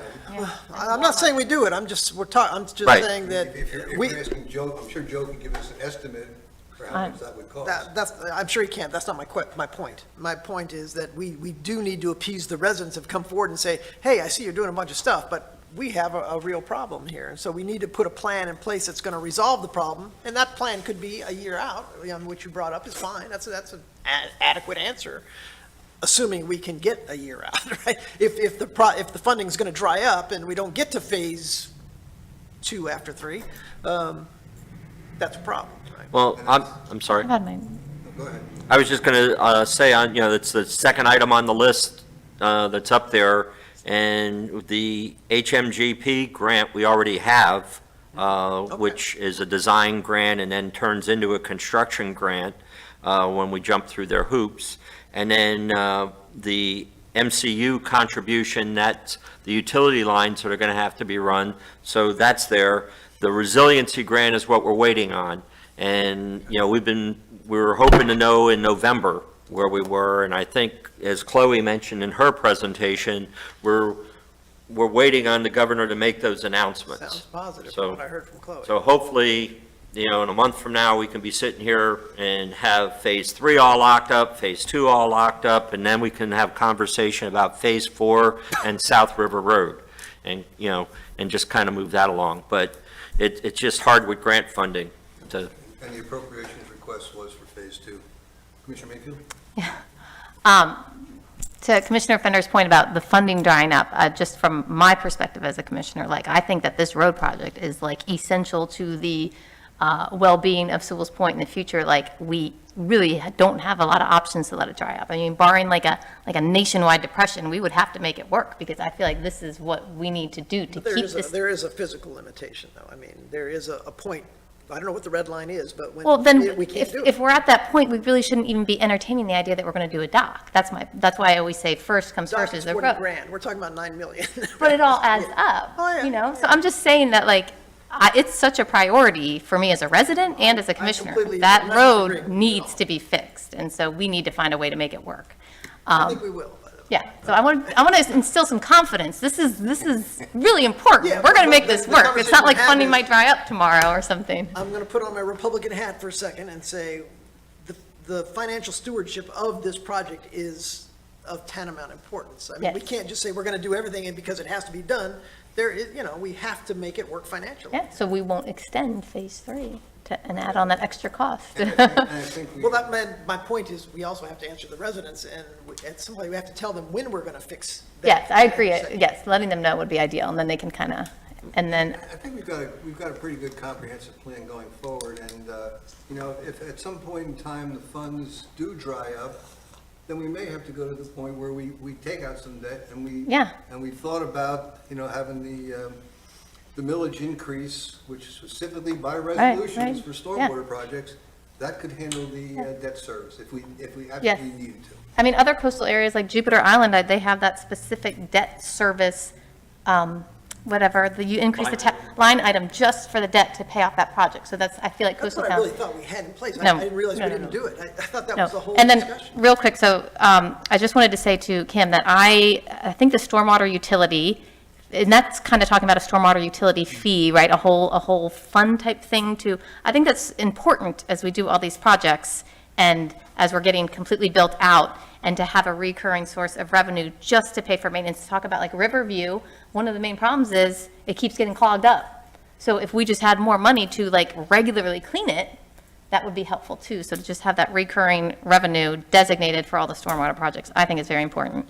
And the website, I think, is a great idea for communications, because even though we talked about the phone and Commissioner Campos said the phone, like I'm on Sewalls Point Facebook and like there's like 2 likes on like a picture or something. Like it's just, I don't know where you put it on a phone that someone is going to go learn about the project. They tend to go to their computer for the bigger ones. Maybe Frank goes to his phone. You're a tech guy, but I feel like the website is key. Obviously, you can get a website on your phone, but I think what you said is true. All the different links would be wonderful. And then you can just point people to the website. Right. Go see the website. And they can find it just by Yes. going to the website. Yeah. They don't have to go down 6 Social media or It's something. six else. layers. But your phone does go to the website. It does, but then it tries to give you that mobile version, which is less than perfect. And I'm like, give me the other version. Don't you worry about your eyesight at some point in time? Nice Merry Christmas. Yeah, one thing I will say, since I've been here, we've been very fiscally responsible. I don't think we've wasted money in any one project or item. The other thing is, because of the great turnover that we've seen,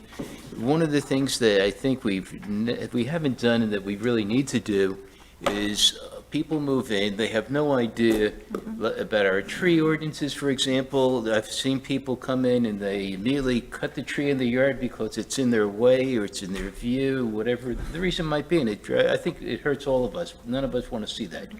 The other thing is people don't know you got to take your garbage cans in.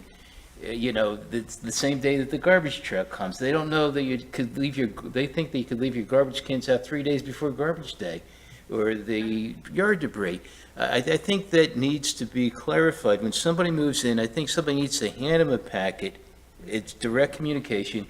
A lot of people don't even look at the website. I think like James mentioned earlier, people don't even know what's going on with their road project. People don't know what's going on with the septic to sewer. Some people think that it's already, it's never going to happen because they don't even know what's being discussed. There's just, we're depending on a website to, Yeah, but what, Get a- like, and I'm interested, and I apologize for interrupting, so finish first, but I wanted to ask specifically about what you're saying, because I thought about this a lot too. Like, what do you think is a good way to communicate? Because I thought that was like, how can you get to people? I think you have 2 types of people. You have people that are technology-driven,